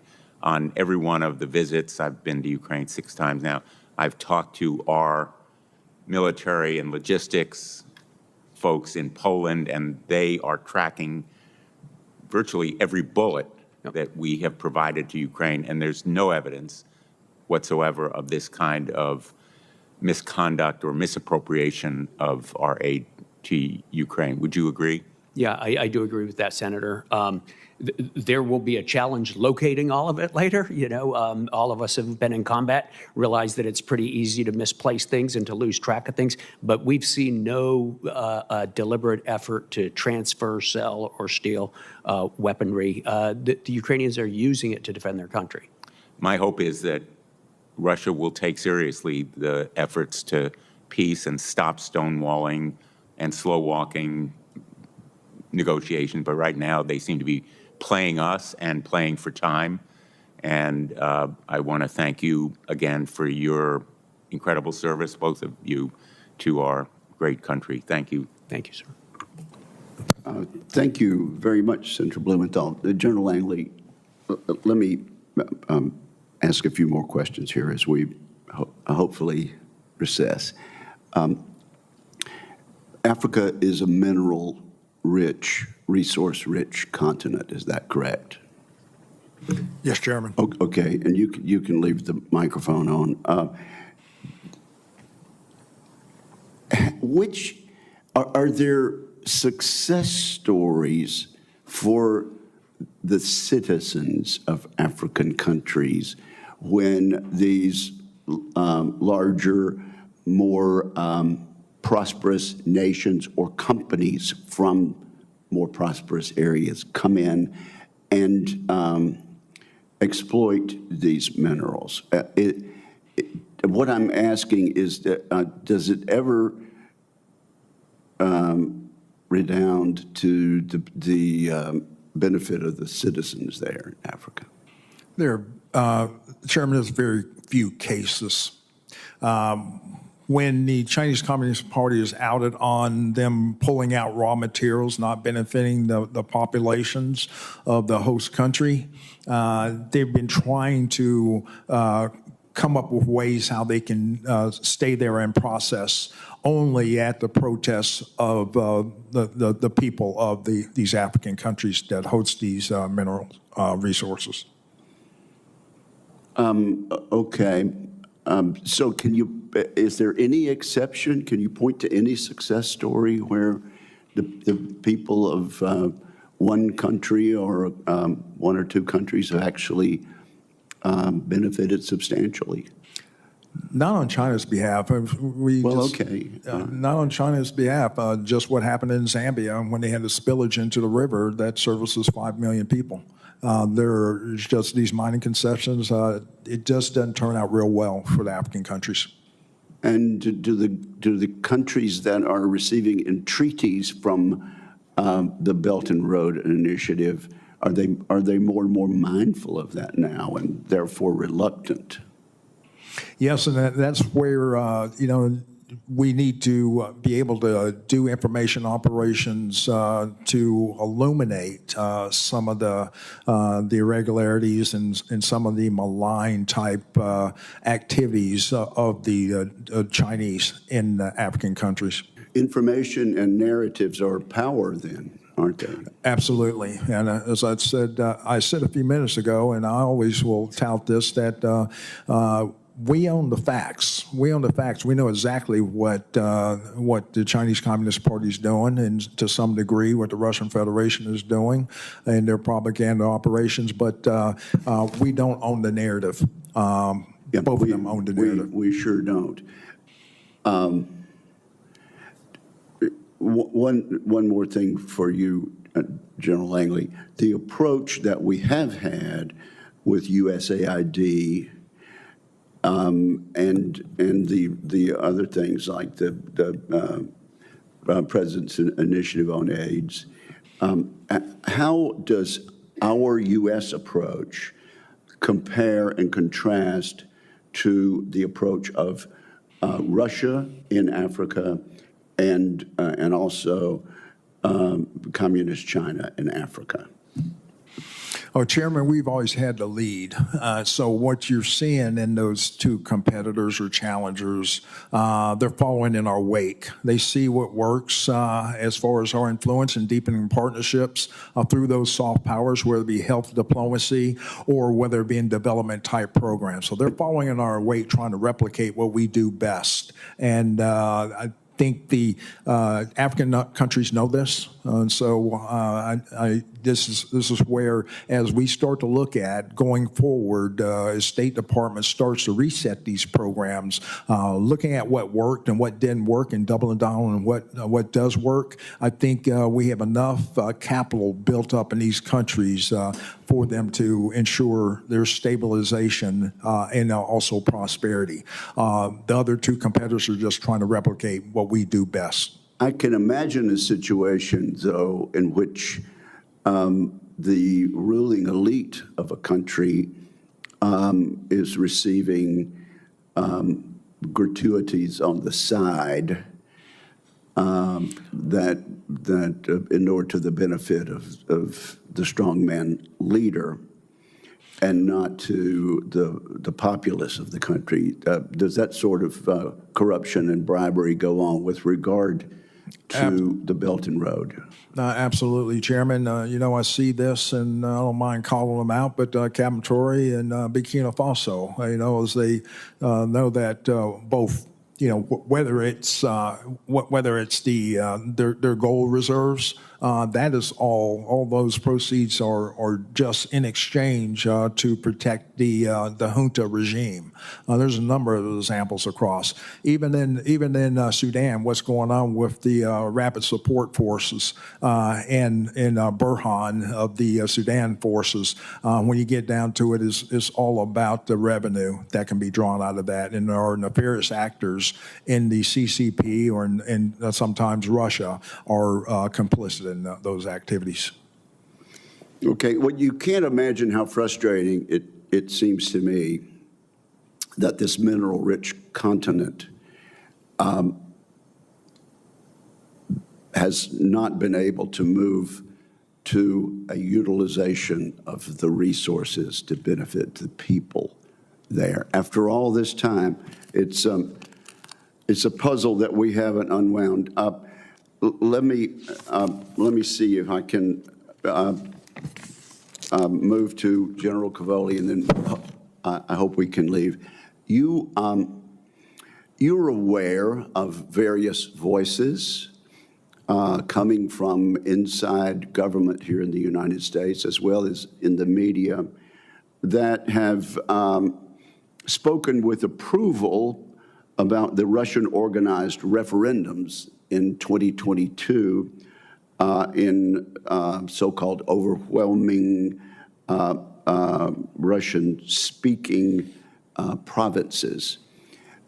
General Cavoli, tell us what you know and what you understand about the freedom of those organized referendums and the accuracy of them as a measure of public opinion. Sure, Mr. Chairman.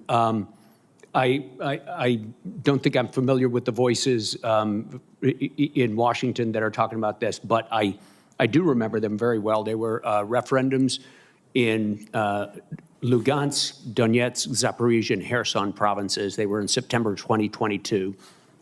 They were roundly condemned by nations throughout the world and by international organizations. The Organization for Security and Cooperation in Europe called them illegitimate. The United Nations called them illegal. I think the only country in the world that accepted the result of those referenda, other than Russia, was North Korea. So they have widely been considered not to be legitimate for a variety of reasons about the way they took place and taking place during a conflict by an occupying power.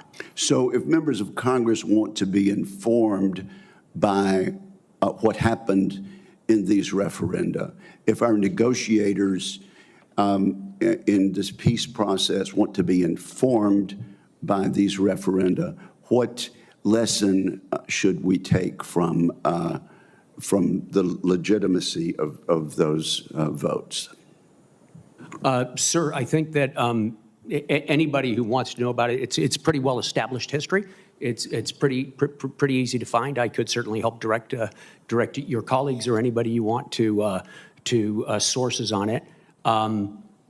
What conclusions can we draw? We can draw the conclusion that, the Russian Federation was intent on absorbing those provinces and attempted to put a gloss of legitimacy over it by holding a referenda that had, results like 99% in favor. Rigged results, correct? That was the widespread conclusion at the time in 2022. Yes, sir.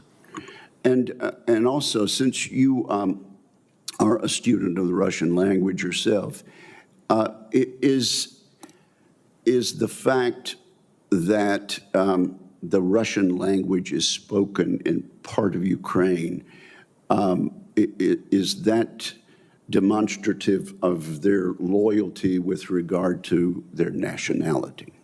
Well, we see linguistic minorities in countries all over the world, sir. There certainly is a dominant Russian language population in eastern Ukraine. We see a Russian language population in eastern Estonia. So it's they consider themselves loyal Estonians, do they not? Yeah, it really doesn't have much to do with sovereignty at all. I mean, we have large populations in our country that don't speak English. That's the point I was trying to make. Senator Reid, we will be going into a closed session. Do you have any questions for the open session? I have a few questions, and thank you, Mr. Chairman. General Cavoli, in your military opinion, does the U.S. agreement with Denmark to facilitate access and basing needs in Greenland meet current military requirements? Sir, I can only talk about the part of the military requirements that affect me. So our principal presence on Greenland, the United States personal presence on Greenland is the base at Pitufik in northwestern Greenland. That is not under my operational or administrative control. That's a Space Force base. And I don't know if it's adequate for them or not. From my perspective, as both the Supreme Allied Commander and the U.S. European Command Commander, I have all the access and basing I need to prosecute the operations that we've talked about in the high north during this. So that, from your perspective, European Greenland, just to get the facts right, is within your area of operations. Greenland is within my area of operations as the Supreme Allied Commander, and it is within my area of operations as the as the U.S. European Command Commander. And you feel at this juncture we have all the capacity we need to confront the threats going forward? Yeah, again, Senator, my part of that is what I can comment on. That's from the coast of Greenland eastward and northward to counter Russian threats coming out of there. I can't really speak for Northcom's interests or anything like that. Thank you. If AFRICOM is dissolved and merged into EUCOM, you would have a responsibility for more than 50 countries. Do you have the capacity, the expertise, the infrastructure to I would have the responsibility for 50 more countries. Yes, exactly right. It would be a stretch, Senator. I mean, that's a wide span of control. I think that the organization, if it were aggregated, would possess the expertise and the capacity, because when AFRICOM was created in 2007, it was mainly created by cleaving it out of the EUCOM headquarters and establishing it separate, actually in some cases in the exact same buildings. So my assumption would be that a lot of that capacity would have to come back to EUCOM in order to be able adequately to handle the threats and the problems that General Langley's talked about today. It would have to be studied very, very closely, of course. Thank you. I have one question for General Langley, and just a comment. We've talked a lot about the German contributions, and it's increasing, thank goodness. But I think we miss some of the history here.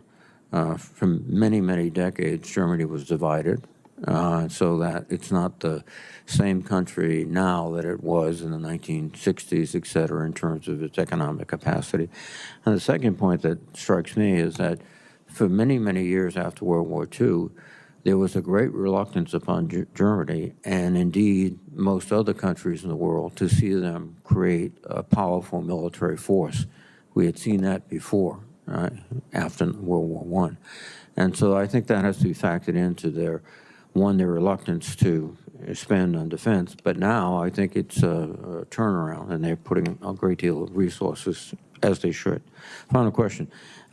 General Langley, have you had specific comments from any of your counterparts about the withdrawal of USAID from Africa? Have they commented to you like, why are you doing this? Or Ranking Member, thanks for that question. I went to the Munich Security Conference about a month ago, or greater than a month ago, and after I got my direction from the Secretary of Defense, what my priorities were, especially counterterrorism and also to deter China and their military activities on the continent, it kind of refined my mission.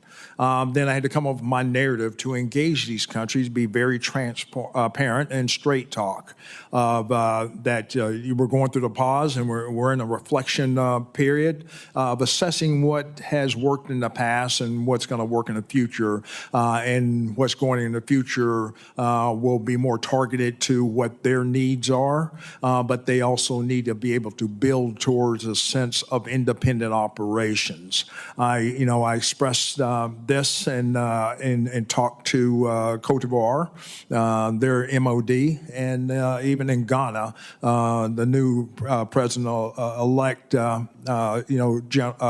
President Mahama.